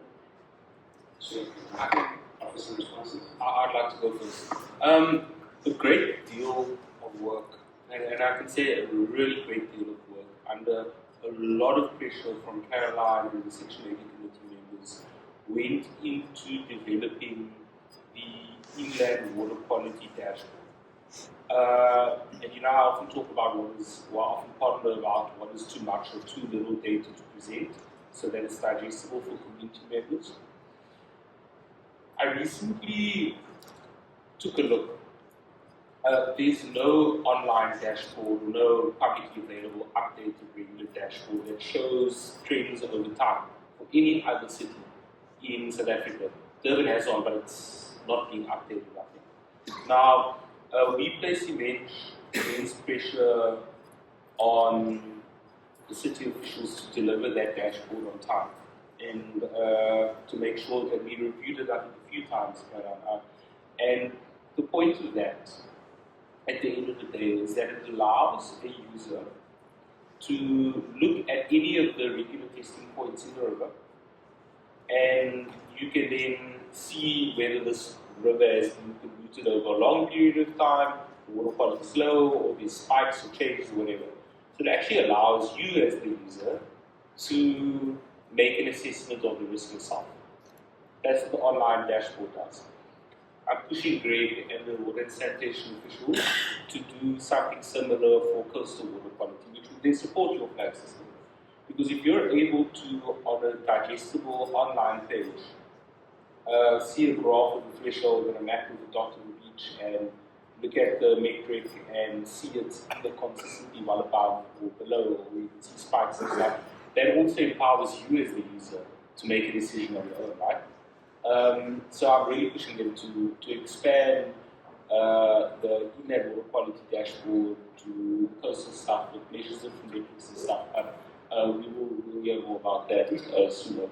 Thank you. And I think Greg will Thank you. You go first, and I'll answer. No, and I think just to your point, Jamie, I think one of the things that we need to do, we collectively need to do better at is communicating how the recreational water quality guidelines work. Not intended as a real-time review as the most recent sample effort. The intention is to measure risk over time at a particular beach based on how the conditions change over time. They change dramatically on a minute-to-minute basis and of course seasonally as well. So these are based on epidemiological studies that say if you swim in water with roughly this amount of sewage contamination, this is how likely you are to get sick, this is the risk that's associated with that. That's how all the guidelines are set up. They're not based on real-time data, and it's not possible to have bacterial data counts within a period shorter than 2 to 3 days. That's just how long it takes to do these.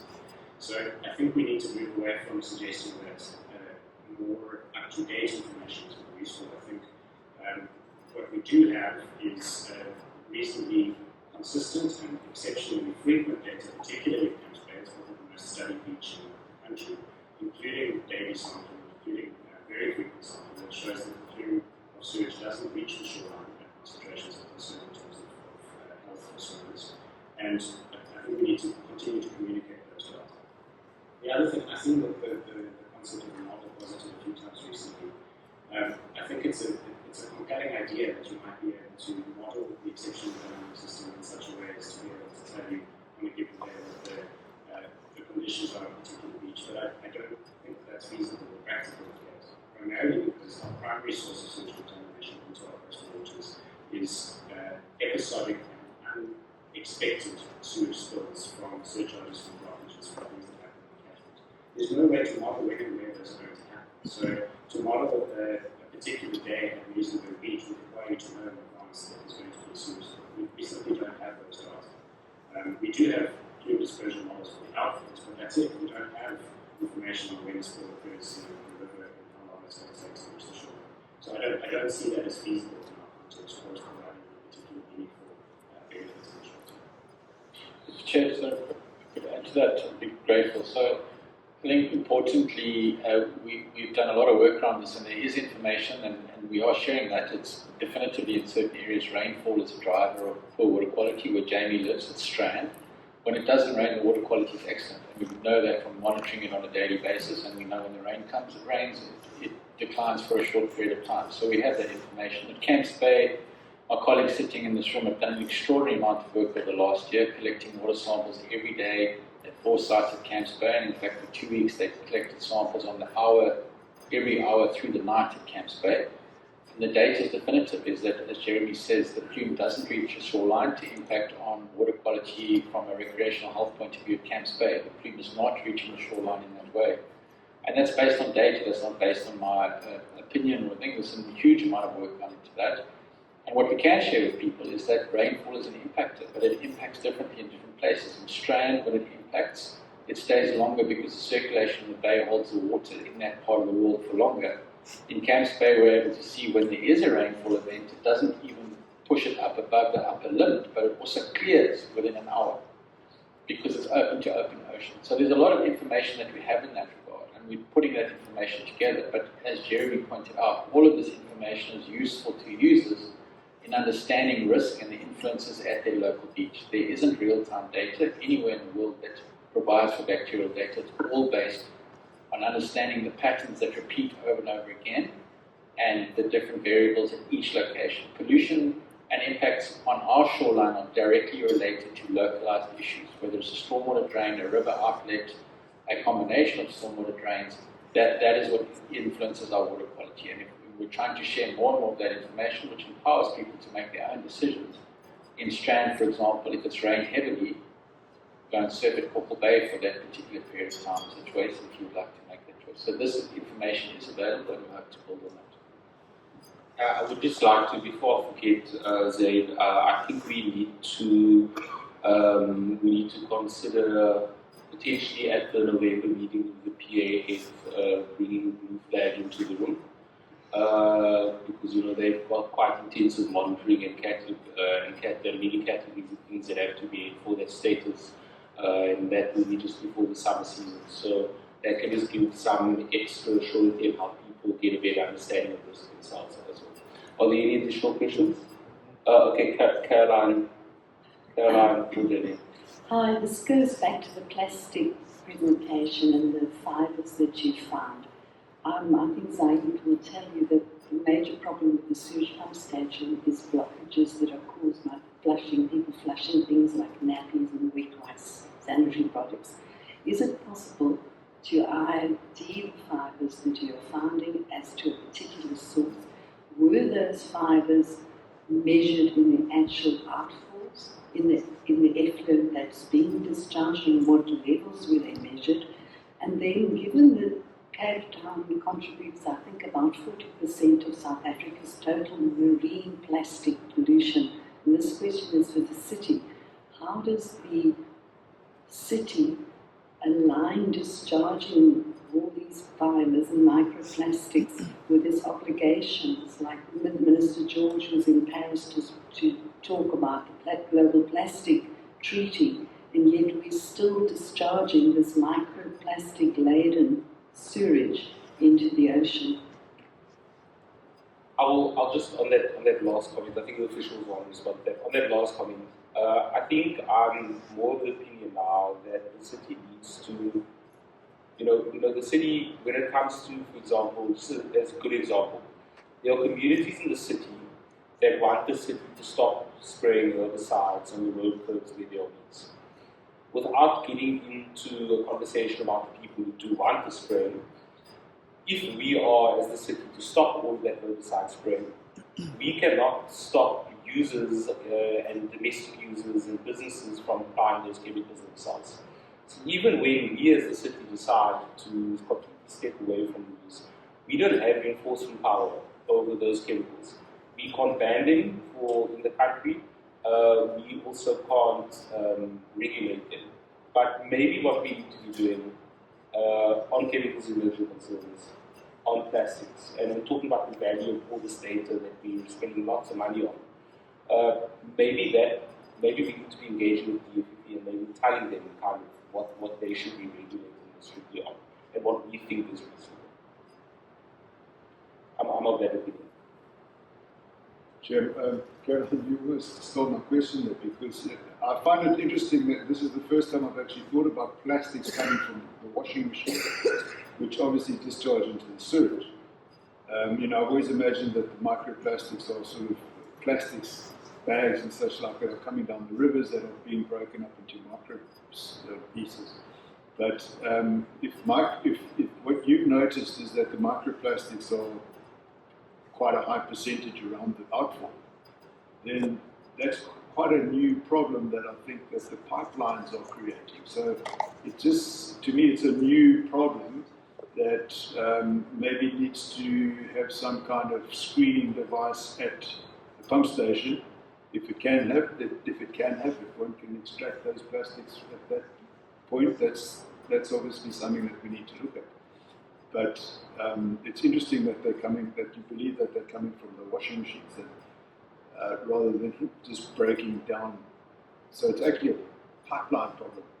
It's not just a general river.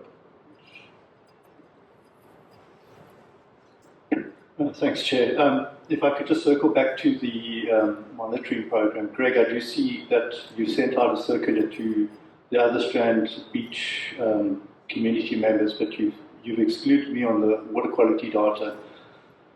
I'd really like to support you and the city, and although I might be quite strong in my views, I do feel that I'm a community member and I'd like to be included in the data when it's been circulated. So it's just an open invite and request to you to include me in the email circular. If I can come back to water quality monitoring, etc., myself and one other, on behalf of the Heidelberg Ratepayers Association, I represent the environmental side. We're very concerned about the water quality that impacts us from a recreational standpoint, and also that of the Lawrence River and so on.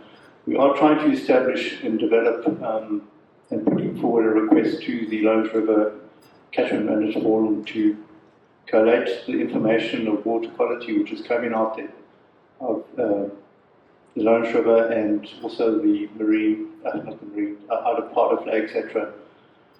And develop some kind of online platform that we can monitor and provide some kind of forecast. And obviously we need to get the data from coastal management to help facilitate that. But inland water has provided that data so far. So there again, I'm putting out a request if you would like to assist us.